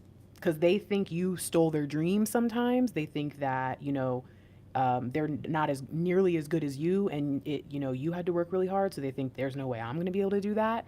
And it's interesting that so far in the 5D, all we're seeing in the inner spirit, right, of who we are as twin flames is all this huge major arcana energy. So very interesting what we see here. On one side, it's like maybe they're not running from you. And on the other, it's like maybe it wasn't even about you. Or if it is, it's childish, petty, even hateful, or at least like lack of love in their heart, which again isn't because of you. It's just how they respond to things. They live in darkness. And so you see kind of what's happening here is both of these questions, or both of these cards are answering the question. It's basically saying, listen, you want to know how someone can think about you constantly and run away from you? It's because you can see it in the cards, right? You're both represented here. All they think about is you. All they want is you. If they're truly your person, I think there's probably only like maybe a 25% of you that they really don't know that you're their person, and they don't think about you and they don't like you and care about you or whatever. But the other 75%, I think the vast majority of twin flames out there, if you're really dealing with the right divine counterpart and that's really your person, they've never, since the moment they met you, they think about you constantly. Just like you think about them. Again, maybe not in this capacity, but they do. And so it's like, this is how it happens. Sometimes they deny things. Sometimes they run away because they're afraid. Sometimes their ego tells them, why would you want to hang out with someone who has everything you have and makes you feel bad, right? Go hang out with people who are less than or lower than, or, again, not to talk bad about people, but you know what I mean when I say hanging out with people who maybe you're worth a little bit more in terms of your kindness and your sweetness and your potential and your love and all of that. And these people are just kind of happy being bad or trashy or whatever, right? It's like maybe you go hang out with them to make you feel better, and you don't want to be around your divine, again, look at the word, divine feminine. Not only is it, your counterpart, but it's like the divine version of you, right? Why would you want to go be around that so you can feel inadequate all the time? So there's lots of things here that say, listen, It's not about you, divine feminine. It's never really been about you. It's always going to be about their pain, their need to heal. It's always going to be about their sense of urgency to get to the life that they want to lead. It's a lot of issues that are based on world stuff, and it's the only way divine can work on them. So don't internalize it too much, okay? All right. What you got over there, babe? If a DF has ideas, but the DM is around toxic people, how do you plant those seeds so they're attracted to the mission and it wakes them up? Isn't it so funny that I just talked about them being around low class people, or however you want to refer to it, flocking with wrong birds of a feather, and then you ask this question? Repeat it one more time for me so I can try to make sure I don't go too far off. If a DF has ideas, but the DM is around toxic people, how do you plant those seeds so they're attracted to the mission and it wakes them up? Attracted to the mission and it wakes them up. Okay, first of all, Mr. Lightwork will tell you about the whole waking them up thing, babe. Do you want to make a comment about that? Or I'll do it. Okay. Normally he says, okay, you're not going to wake them up. And you're not going to be. I just thought I'd let you say it first so they don't think I'm a broken record. It's not. I am, because that's literally the bottom line. That's brass tacks. That's the most clear and concise that it can get. They already have the seed. It's Your already been job. planted in them. Divine did that. And you didn't do that. You didn't do that. You're not gonna. And it's You're never not gonna gonna be- grow it. You're not gonna do anything. Yeah. It's all Divine's job. Your job is to stay your course. That's it. Your job is to leave the divine masculine alone. This is what. Going back to the garden. This is what happened. This is woman's. What was it? Their consequence, that you would always be chasing after man. Really? And have, brother, I'm telling you. All right, I'm gonna answer the question. So if the DF has, you know what? I think this is like a 3-part question, right? If the DF has ideas, but he's around toxic people, how do you plant the seeds? And then how can you help them be woken up and attracted to the mission? So first thing, we're gonna go. I feel like I need to do this for some reason. All right, so I'm gonna stop here. If the DF has ideas, but the DM is around toxic people. Page of Swords. Speak the truth even when your voice shakes. Be the warrior. Don't let the people around him influence your behavior. Don't let the people around him make you forget your job. You just need to be consistent. Stay the course. When I was in college, and high school, I had friends that were, straight hood, or they were hanging out and whatever, doing nothing, trailer parks, like whatever you want to call it. And then I had friends that were like in the student government, and I had friends that owned owned restaurants, and I had friends that sold drugs. Honestly, in college I did. I knew people who kind of did what they had to do any kind of way, and as long as they didn't bring me into anything bad, or trick me with something like I've got a business investment, and as long as everything was okay, I just kind of did my thing and they did theirs. Get out of here. That had nothing to do with me, right? Like what you're doing has nothing to do with me. So when your divine masculines hang out with those people, I also don't want you to think that they must be partaking or participating. They might just be like, hey, I know them and they're cool. What they do is on their time, right? And so it's like, don't assume that you need to kind of be their, like their mom. Like, you shouldn't be hanging out with so-and-so. You don't even know what God has put those people in their life for. You know what I mean? So that's one thing. Could be working on them. Exactly. Could be showing them what if they need to be around all those lower people again, not talking bad about people. Well, that's true too. What if they're meant to be there as a light, right? What if they're doing their light work right now and you don't even know it? So, okay, please understand that if that's what's happening and you come in trying to interrupt it, that's where they're going to put their sword up and give you pushback, because they're doing what they're supposed to do. Now, on the other side, if they are being around bad people, how is you talking trash about those people going to help? It's not. It's like if you're in a sales job, you don't talk bad about the dealership down the street, because it's going to do is just make you look bad. So it's like all you need to do is be yourself, be consistent, even when your voice shakes. Show them how to be a warrior through your own behavior. Show them who you really are. And what if they're supposed to be around the drug dealers, so they know don't ever do that, because maybe something happens when they're friends with them. Maybe on TV it's something that looks funny, right? Oh, look at that. The person Breaking Bad, it's just a show. And to them, it's no big deal. But then they see something bad happen in real life and they're like, oh, this is real. What if they need to deal with that? So as much as those people might be toxic or bad, the divine masculine, if they're a true DM, they're your true person, they're going to come out of that somehow. And it's probably not going to be you trying to force them away. Okay. So that's the first thing you need to know. Be yourself even when you don't feel like it's okay to be yourself. Even when you're afraid to be yourself. Speak the truth even when your voice shakes. You don't have to argue. People who are speaking the truth and speaking the right thing do not have to come in hollering, screaming, hooting, and going crazy. Just speak the truth and leave it there. So that's your first thing, okay? If your divine masculine is around toxic people, it has nothing to do with you, period. And if they, now here's where the thing is. If I was around people who were dramatic, y'all know me. I don't do drama. I don't do chaotic friendships and fighting, and I don't do all that stuff. So if I was around anybody like that, you better believe it was cut off and I was never going to be around them again. Now, if your divine masculine is doing stuff with that and it's impacting you, then the only thing you can do is to go away. You're trying to be a part of it does not help is all I'm trying to say. Okay? All right. What's the second part of that question? Did you keep it there? The second, right. If the divine masculine is around toxic people, how does the divine feminine plant the seed? All right. We already kind of established that divine plants the seed and that the divine masculine already has the seed. But maybe there's something that you need to know about the seed. So let's find out. Yeah, the seed's already there. You know how you plant the seed? You want to know where you stand? Right there. Do you see yourself in this picture? You plant the seed by not actually trying to plant the seed. You are the 9 of Pentacles. You are the Queen of Pentacles. They may not be acting like a King of Pentacles, but they are already there, okay? That means that you need to represent the kingdom. It's like they have amnesia. They're holding this seed in their hand. Remember, the 4 of Swords or the 4 of Pentacles is, I keep saying swords for this for some. The 4 of Pentacles is that guy holding a pentacle in his hand.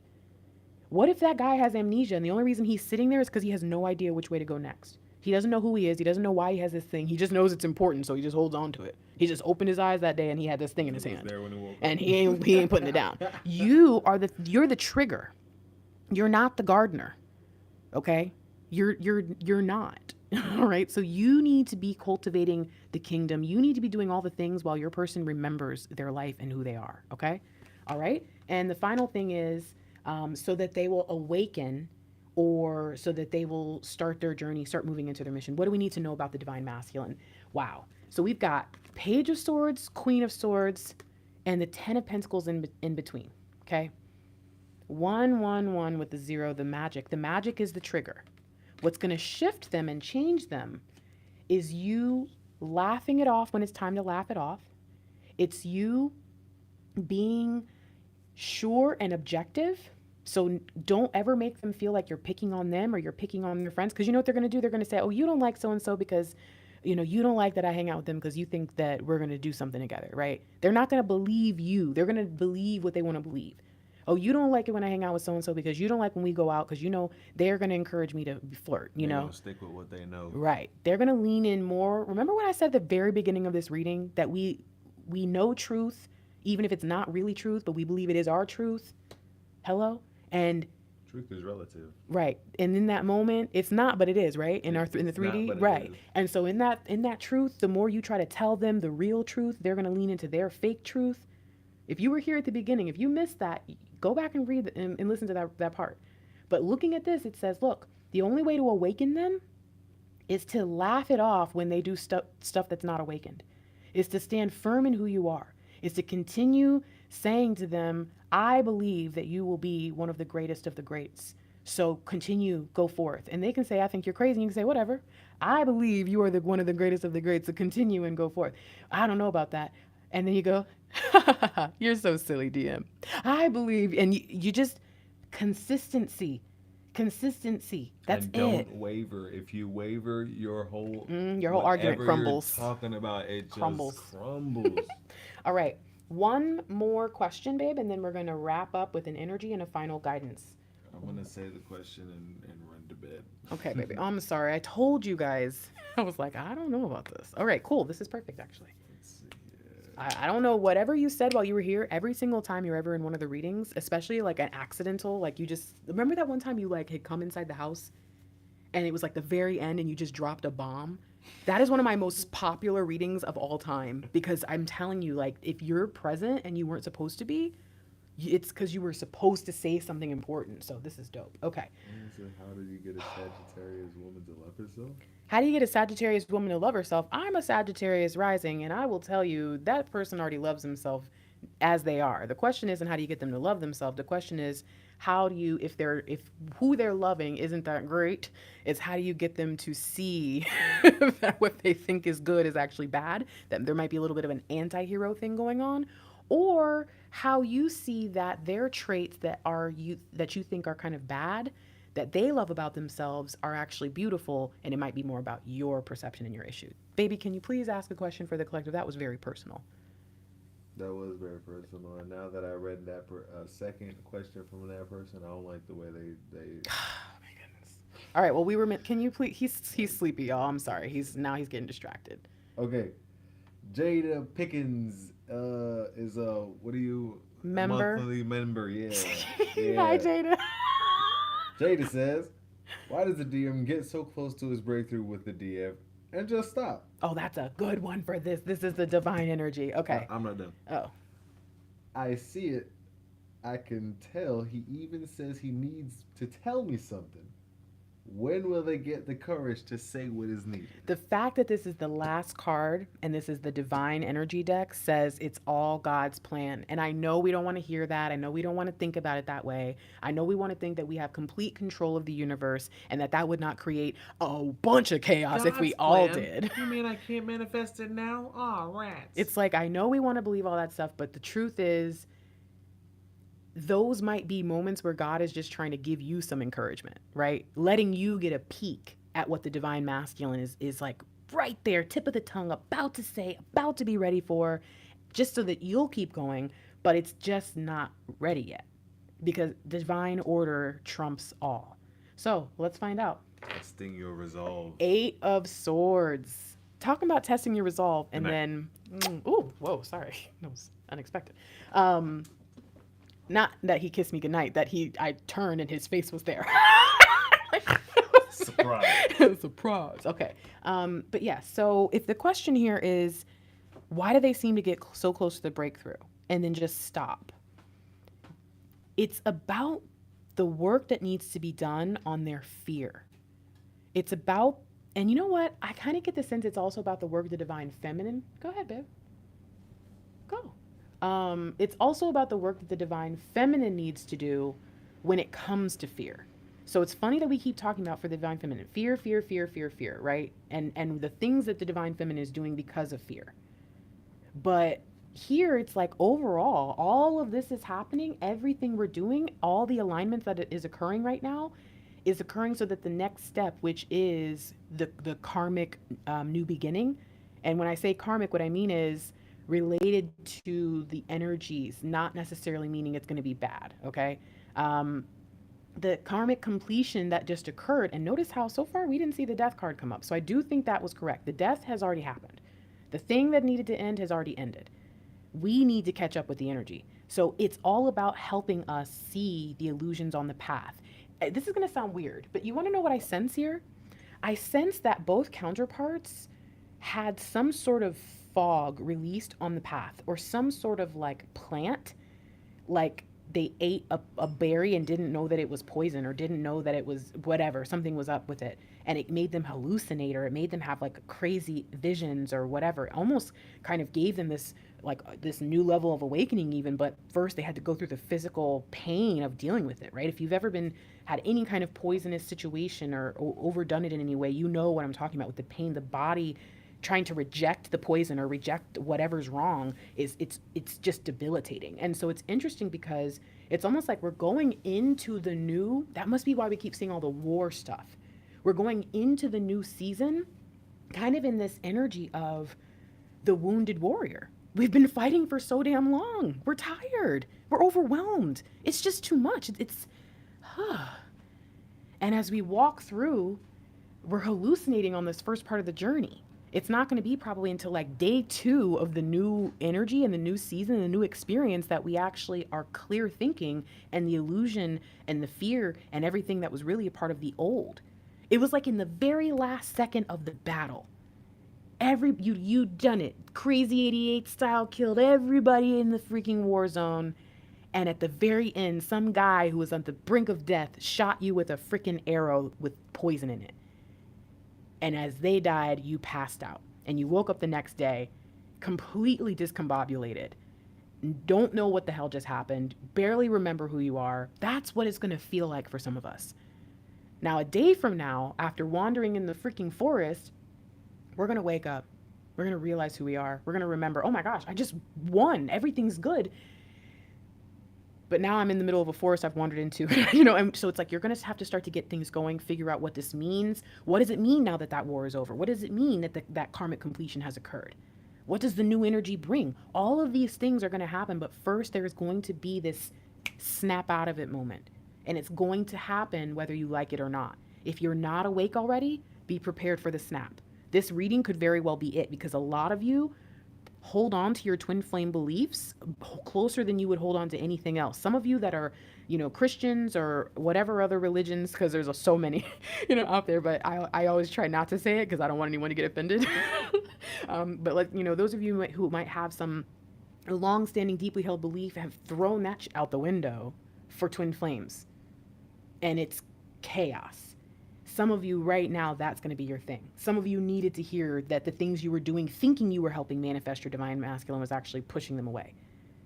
And again, forgive me to those divine masculines, the rare of you who are watching this, whether male or female or other, thinking, what about us? You keep directing everything towards the divine feminine. Remember, just because I'm not directly addressing you doesn't mean there's not information in here for you.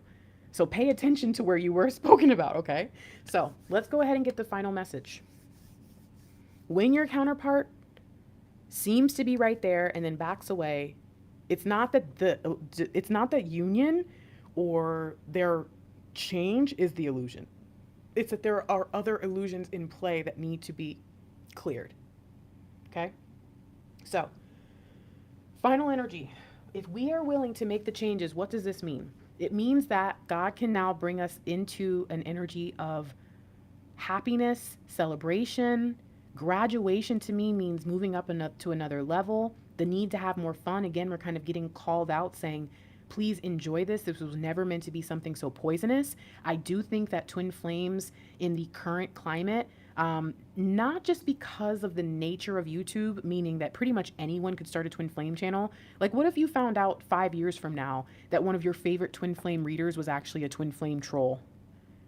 And they created a channel and faked everything just to screw with people, just to mess with people. I'm just saying, I'm not to put that doubt into your mind, but I need you to understand that that would not be that hard for someone to do. Don't worry, I haven't gotten any messages like that's what's happening. But I know about people who create troll accounts to do stuff like that.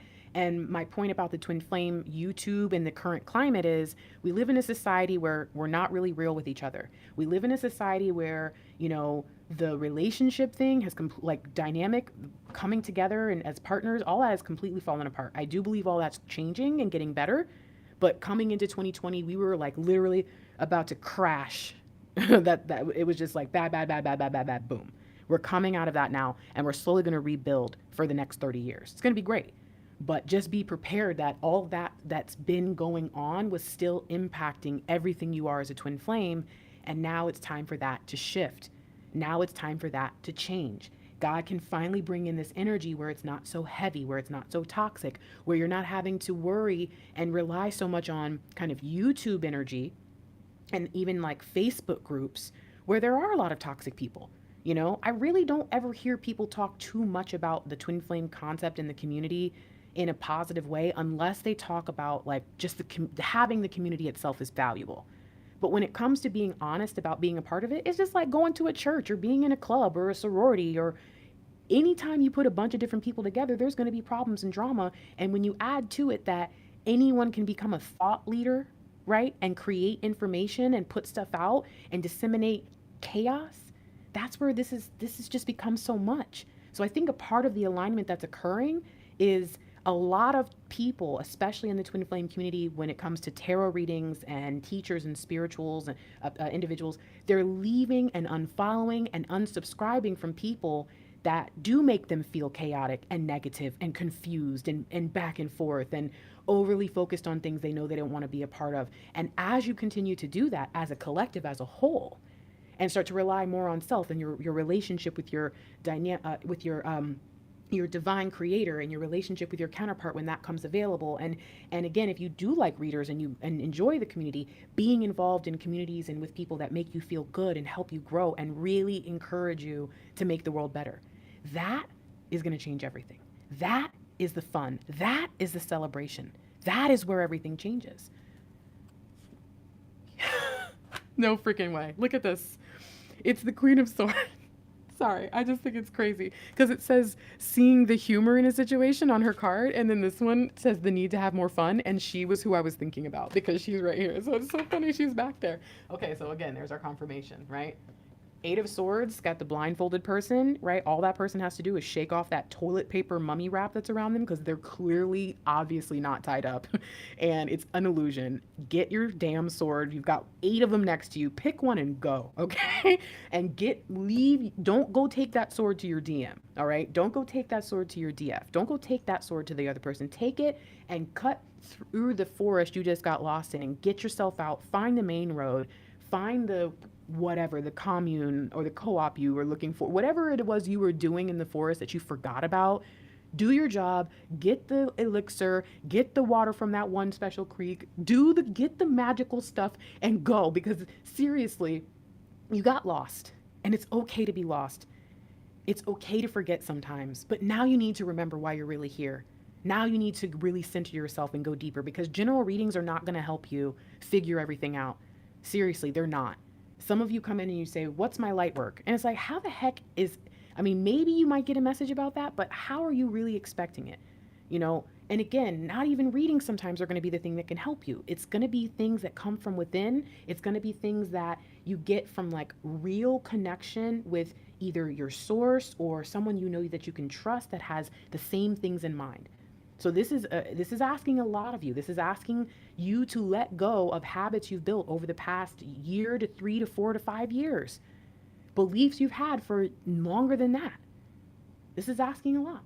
So what does it mean in the 5D? Now, if you are willing to have more fun, to be more objective, to just kind of laugh it off, to see things from a new perspective, to embrace the energies that are asking you to come into alignment, what happens? The magician. What happens is you get the new start. You get the new beginning. See, we're already in the new beginning energy, but you don't get that yet. You still think that I'm like just talking and me and other readers that might be saying this, I don't know, there might be out there, right? You think we're just like blah, blah, blah. No, I'm saying this to you because we're already in it. I told you guys last year, and I'll tell you again, if you were in the October, November, December energy last year, you were already in 2020 energy. That's why the pandemic is called COVID-19, not COVID 2020, because it actually started. They discovered it. They found it. Again, let's not get technical. Let's just simple, okay? No arguments about it. Just simple. The fact is, according to what's been presented to us, they found it on like December something, right around the Ring of Fire eclipse is when they decided to call it that. Right before 2020, only a few days, but right around there is when I think they officially started to make, naming, doing kind of, again, more official stuff with it. Now, think about that. We've been dealing with something this whole year from last year, and yet we don't want to acknowledge that maybe there's a little bit of overlap in energies. Right now, we're experiencing 2020, which is an overlap with 2019, but 2020 holds the energy of the next decade, and 2019 held the energy of the previous. That's why we have such a heavy overlap right now. That'll go away a little bit more very soon. But right now, we're already in 2021 energy, which means that yes, we're leaving behind the energy of the year of the divine masculine, but it's not over yet. But we see the initiation will occur. It will happen. But we're already in the magic of the year of the twin flame. We're already stepping forward. So, the magician, the power, as above, so below, the resources, everything is here. Everything is right. And as you step into the magic, you will start to create just from seeing other things having been created. You will start to experience almost like this deja vu, but in a sense of more controlled deja vu. finding ways to create or bring back, almost like having the recipe, having the recipe to recreate a dish that your grandma used to make, kind of thing. Things are coming back. 30-year cycles, 10-year cycles, 5-year cycles, 18-year cycles. There's all these things that are kind of coming to a close and then opening back up right around 2020. And there's something about all those things coming together that's going to really show up for us as twin flames. This is wild. Okay, Ashley Marie Coleman and anyone else who's not aware of this, you should just look up what a coronavirus is, okay? I think it's important for you to look up that there is such a thing called a coronavirus, and it is a common cold, is one of the types of a coronavirus. There's other types of it as well. So a lot of people just look stuff up. That way you don't sound, crazy or ignorant or whatever. I'm totally open to conspiracy theories, and you guys know I don't talk about politics. I don't talk about any of that kind of stuff, but I just want to make sure that before you come onto my channel and I have to block you from kind of spreading just silly stuff like, oh, did you know there's yes, it's the reason it was on the back of Lysol is because a coronavirus is it's a category, guys. Please look this stuff up. Make sure before you come into YouTube comments on a tarot reading about twin flames that you're not jumping into stuff like that and just causing problems. So mods, go ahead and help me out. Let's clear that conversation. All right. Devil or lovers. That's what you have a choice of right now. As above, so below. Do you choose devil? Do you choose lovers? Which one? I want you guys to make sure that if you're going to choose the lover's energy, that you understand that the lovers do not have clothes on, right? There's a vulnerability. There is a nakedness, okay? I want you guys to make sure that you understand that there is always going to be a little bit of an uncomfortable sense. Remember what happens, again, whether you believe in the story or not, what does happen in the story of Adam and Eve? They get the knowledge, they realize they're not dressed. And they're ashamed all of a sudden. You've been walking around like that the whole time. Why? You don't even think that's weird that you suddenly care? It's like clearly there is a little bit of discomfort that's going to come from being in that vulnerable state if you perceive it as something that you're not supposed to feel uncomfortable in. But if you realize that I know this is going to sound kind of weird, but there's something oddly, like the first time you and your counterpart are first like really just like naked together, there's something oddly like calming about it. Like there's this nerves and the buzz and then it's like, I know this is not kind of meant to be perfect. This is not meant to be comfortable. So, it's okay. This is what makes this special. What makes this interesting and odd is that we're supposed to have conflict, but somehow we don't. That we're supposed to be uncomfortable, and yet somehow it's just right. That is where you're going to start to choose the path of the lovers, is in spite of everything going on around you, it's just you two. And it's just you two and divine. And it's just always connected. And I can't let it go. I'm not going to release it. Or I'm going to choose the ego. I'm going to choose the devil. I'm going to choose, looking around at the world and being judgmental and, what's my masculine and where's this? And the divine masculine's like, why is my feminine so great? Why am I not better? Aren't I supposed to be better? And the devil's just sitting there, ha, ha, ha, ha, ha. You're so distracted, you'll never think to just get your resources together and bring down heaven. So, ha, ha, ha. Decide now. Do you want the conflict? Decide now. What do you really want? Come on. That is a spiritual choice, but it's going to bring about 3D changes. What are those? Wow. Wow, wow, wow. Now, this might look weird for a second, but take a moment. The divine feminine will no longer have to worry about the divine masculine, and the divine masculine will no longer have to worry about the divine feminine. Here's the worry. The divine feminine is worried that the work that the divine masculine has to do to step into their best and tightest, most beautiful, most perfect space, they think that that work is too much for them. But the truth is, God would not put more work on us than we know, than he knows that we could bear, right? There's nothing that's ever going to be sent our way that we just can't handle. And if we aren't able to handle it, we never have to stress it because we already know God's like standing there, holding it, handling it, no problem. Again, my belief, you translate for your beliefs as you need to. We need to remember that our divine masculines are not weak little babies just because they don't want to be with us right now. Okay? They're not stupid. They're not trash. They're not, losers. They're not completely unawakened and asleep just because they don't want to be with you. Now, some of them may be all those things, sure, but it's not just because they don't want to be with you. It's because that's just who they are. One of the things that's going to change now is that the divine masculines are going to start to do the work with ease, and the divine feminine is going to see it. And the divine feminine is no longer going to be stressed about the work the divine masculine is or isn't doing, or how they're doing it, or when they're doing it, or why they're doing it. That's powerful. Now, the divine masculine has been worried about the divine feminine, and they don't like what could be going on with the divine feminine while the divine feminine is alone. This is, are you with someone? This is, are you forgetting about me? Are you mad at me? And this is also, should I just leave you alone to your own devices? Because if I try to step in, I might bring you down. Like, you're magical on your own without me. You're powerful on your own without me. So this is interesting because we have a divine feminine and a divine masculine, both of whom are thinking about each other. But what we see is a shift in their perspective. Here's that 31. Okay, this is really interesting. So that to me says that what the shift is going to occur, and I think it probably started around the 1010 portal.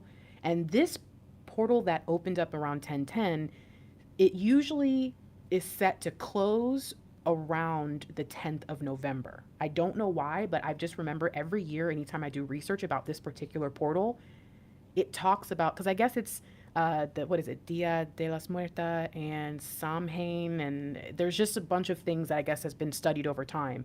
And so thinking about those portals, seeing this kind of closing out now, this tells me that this was the last step before the 1111 portal. The 11/11/2020 portal is not going to be a joke. And no matter if you've done the work or not done the work, if you've been good, if you've been bad, it doesn't matter. Just be prepared for anything good, anything bad, and don't let it rock you. Just sit there calmly in the middle of it, knowing you have a bubble of perfect health and wealth and protection sitting around you, and let it happen. But just be prepared because it is the final portal for the Twin Flame Collective to set us up for 2021. It's setting up the change energy, and it is getting us into perfect divine alignment. It is the final karmic completion. And everything else after that is just going to be already pretty much in 2021 energy. I don't want to kind of forget about the last month and a half of 2020, but truly, we're going to remember the last part of 2020 more in 2021 than we're going to remember it as a part of 2020, if that makes any sense.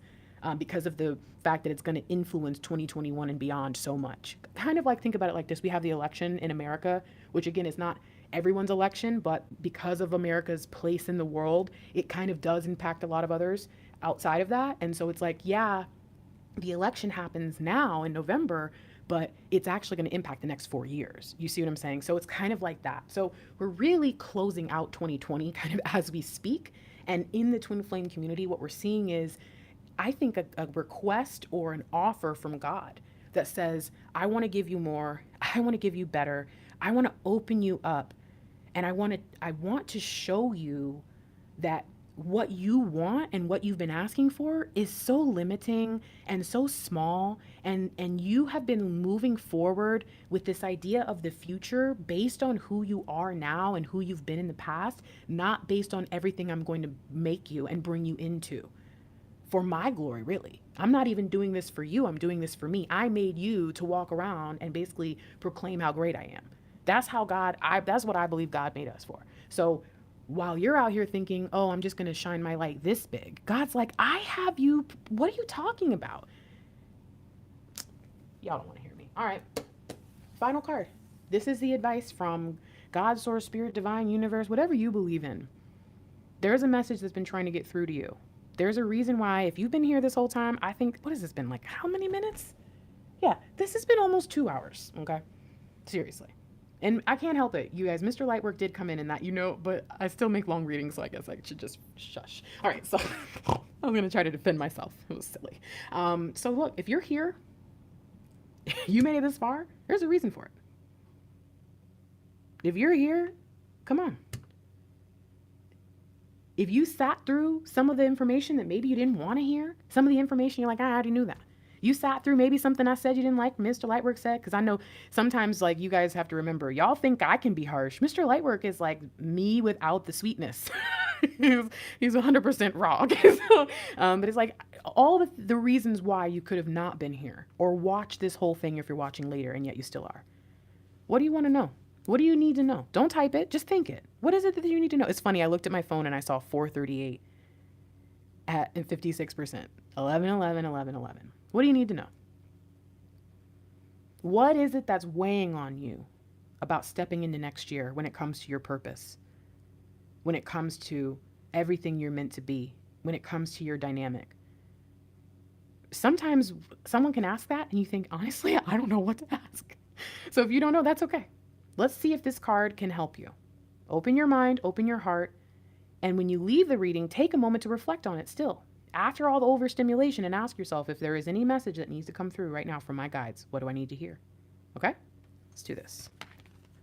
3 of Pentacles.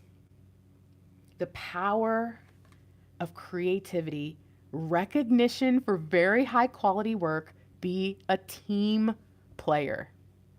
Come on, guys. Come on, guys. Oh, man. So here's what I see. First of all, I see the butterfly.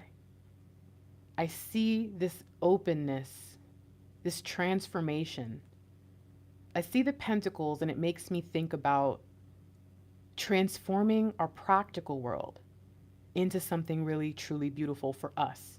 Not worrying about what other people think, what other people want for us, taking a moment to truly connect with the divine within us to bring it down.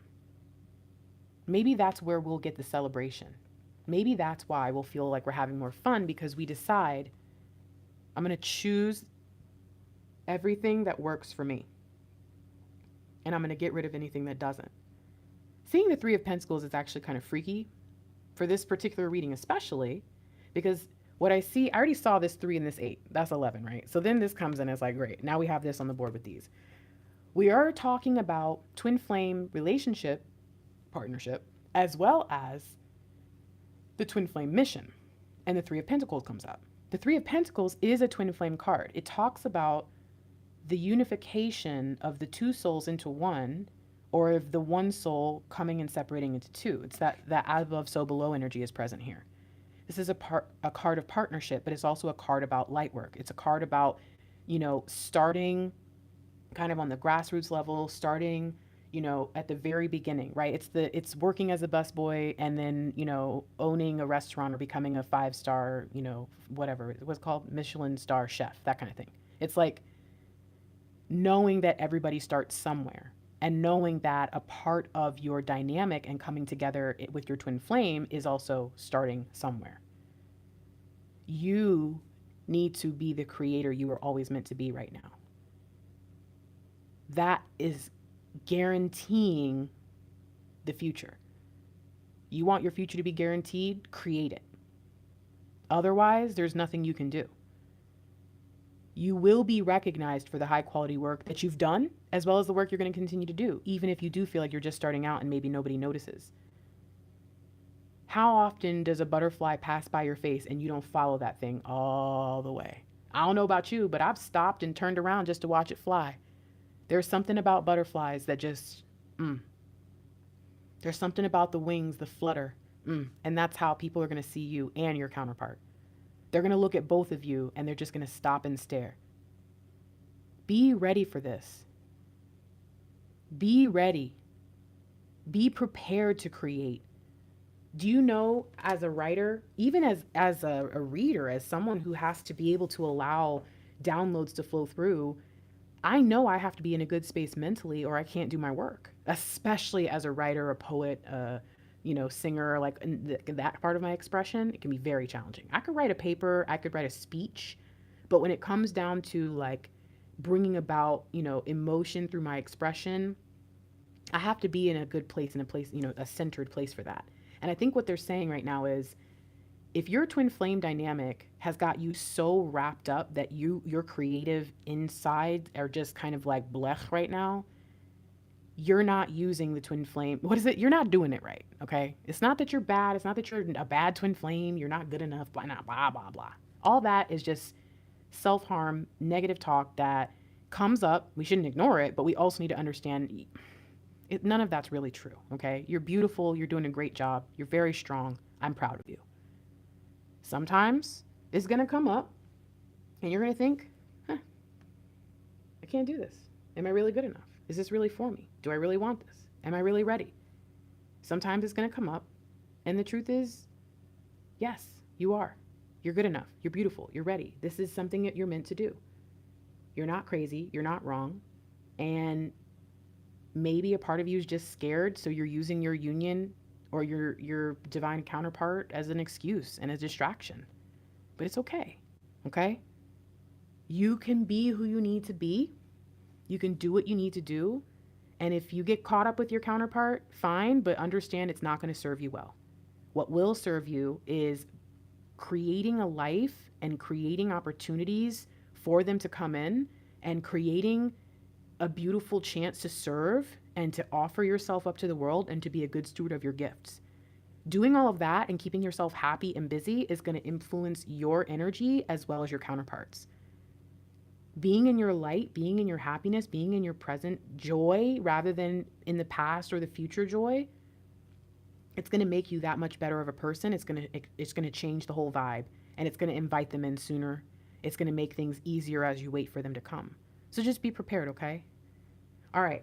This has been really long, and I definitely have an appointment coming up in 33 minutes. So I definitely not going to be able to get any more readings that I thought I was going to be able to get done until after that.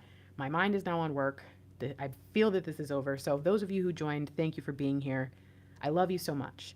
If you're still here and you sat through 2 hours, or if you are just getting here and you want to be a part of the fun, please comment 3 yellow hearts. 3 yellow hearts. Okay? Comment 3 yellow hearts if you are still here. All right. Don't forget, I have a sale right now. Oh, on my website. Guess what, guys? Oh my gosh, the 10 of Pentacles is underneath. And the Knight of Pentacles is underneath. Oh, but the 5 of Cups, let's not keep going. We'll stop looking. Okay. Look, 33% off at my website, thefierygrace.com. Just kidding. Where's my thing? Hi, welcome. I'm Fiery Grace the Gifted. I am an intuitive life strategist. I help people on YouTube, but also like on the phone and stuff, because I'm a coach. I'm not a regular reader. I'm not really a reader at all, but I do read so it's kind of like, sort of. Okay, so if you're looking for a more traditional reader, I might not be the best person. Maybe from time to time you just stop in and watch if you feel called to. But if you're looking for a coach, if you're looking for someone who can help you get through your twin flame journey with ease, and maybe even, with like success and happiness and joy and having good things flowing rather than getting caught up in the frustrations and sadness, this is going to be a good channel for you. If that stuff is just going to frustrate you, again, I don't blame you for not subscribing. And I would tell you sometimes make sure you listen to the beginning of the reading, because I might even tell you to click off, only because I know my reading might upset you. You know what I mean? So I know that I'm not for everybody, but for those of you who I am for, I am definitely going to be doing a lot more content as this year closes out and as we come into the new time frame. I'm kind of like overdoing readings only. I like them, but I also feel like I have a lot more to bring, and I think a lot more attention needs to be paid to, as factual as we can get when it comes to what twin flames really are, what it's really about, what we're really here for. So if you're trying to focus less on your DM and more on the light work aspect of twin flames, and more on your purpose, and more on detachment and relinquishing control and connecting with source and center and all of that, especially if you have like a Christian background, again, this is going to be a great space for you. We have a really beautiful community. As you can see in this reading, I briefly mentioned coronavirus, not really something I do. I don't think I've really brought it up more than a few times. I do have beliefs and ideas about all kinds of things that I don't talk about. And it's because I don't want there to be a distraction from the messages that I'm bringing forth. So if you want to be a part of a community where you can just talk and be real and be encouraged, but also have a little bit of kind of that like favorite aunt slash big sister tough love, again, this is a place for you. So I have a feeling there's going to be a lot of new twin flames who are led to this reading, and that's why I figured like maybe I should introduce myself. You can always check out my website if you want to learn more about me. So I have different things that I do. I'm not just a reader. So Fiery Grace, the gifted is, you know, the part of me that does the more spiritual readings and things like that. But I also have other things that I do. So if you're interested in just learning more about me and how I got to where I am, you can always look at some of the different stuff on my website. But obviously, most of you are just going to go there to purchase a service. You can email me, thefierygrace@gmail.com. I have an auto reply that goes out. So if you send me an email, y'all know me, I'm too busy. I can barely respond to my emails, let alone spam anybody. So you don't have to worry about that. It's just like a Gmail account. And so if you email me, you'll get an auto reply back that just kind of lets you know a little bit about what it's like to work with me. I currently accept PayPal, Cash App, and Venmo. And right now, you can get channeled love letters, personal readings, and divine masculine readings for like $50, maybe $58. I can't remember exactly how much, but I have made them really, really cheap. And I hate to say that word, but at this point, that's what I've done. Because as the year closes, I've had more and more people saying, Grace, like, I need you, but money is tight. Can you just email me when you have a sale or something like that? So I've decided that for the rest of the year, I'm going to try to keep the most like popular, the things that most people tend to need at a pretty low price. Okay. That is my gift to you because 2020, you know, a lot of people want to throw it in the trash. So I'm hoping that those of you who do start to kind of make these purchases as the rest of the year closes out, for those of you who kind of listen later, just know that my goal is going to be to help you close this year out, to find some positivity, to find some clarity, to find some truth, and deliver whatever messages Divine has led me to share. So if you're interested in working with me, like I said, this is actually a great time to do so. But again, you never have to. I think I do enough readings, and I have enough readings from the past. I even have videos where it was just me, like no cards, me just talking. I think I've done enough of that you don't ever have to buy anything from me. You know what I mean? So hopefully wherever you stand, whether you get personals or not, there's something here for you that I can do, because you guys, this is my light work. This is my light work. Not reading, not cards, helping people around the world. My life has never been the same since I started doing this. It will never be the same. And I want to help you guys find that. That's like my number one goal. Please understand, I don't just do tarot readings, and I prefer phone calls. I prefer coaching. So if you're interested, I have decided to add an additional tier to my long-term coaching, which is something that I do. I do have several contracts closing out, so I will be putting out information about new long-term coaching candidates. If you're interested in applying to be to have a coach, a long-term life coach or spiritual coach, counselor, I can definitely help, especially if you're trying to focus on twin flames, which is something that I recently decided to do in my coaching as well. I used to try to avoid the twin flame concept in the coaching, but I've realized that I was avoiding something that I was meant to do. So this is who I am. This is who I'm supposed to be for you right now. Take advantage of it while I'm still doing this stuff, and let me know what I can do for you. If you cannot afford a reading, get an exclusive. If you cannot afford an exclusive, watch the videos on the channel. There's literally more than like 500. Okay? So please take the time to get what you need. I believe truly that I'm here to help twin flames. I've been in union most of the time I've had this channel, if not, actually, yeah, for like a couple of months I wasn't. But otherwise, I really believe that Mr. Lightwork and I are here. And you guys, that was who was on earlier. If you missed it, definitely rewatch this if you're just getting here. I truly believe Mr. Lightwork and I, and he also has his own channel, are here to help the collective through this very specific time. Because I know I'm not going to do this forever, but what are the odds that I've been doing, you know, twin flame focused readings the entire time that the energies have basically been serving us? You know what I mean? So please, let me know how I can be here. Ask questions in the comments. Hey, can you read about this? Can you pull about this? I want to be more active for you guys. So let me know what you need, okay? All right, I'm going to go. I got to prepare for my next call. If you're here, my love, I will be on time, I promise. You see, I'm getting off 25 minutes before. Oh my goodness. All right. I love you guys so much. I hope that you're having a wonderful time. Oh, look at you guys. All the look, you guys, the whatchamacallit? What is it called? The emojis the members are using. That is the emojis that I was talking about. I'm going to make some new ones too and maybe change them up a little bit. But all right, I'm out. If you need anything, let me know. And otherwise, be blessed on this beautiful, beautiful day. Be enjoying the energies that are coming your way as 2020 continues to close out with this just massive final shakeup. It's going to be beautiful. It's going to be exciting. And if you allow it, it is going to change everything. Don't hold on too tight to anything right now. Know that everything that is meant for you is already on the way to you, and everything that is not is already being removed, whether you like it or not, okay? I love you. I love you. I love you. I hope that if you haven't heard it in a while, that you know I'm not kidding.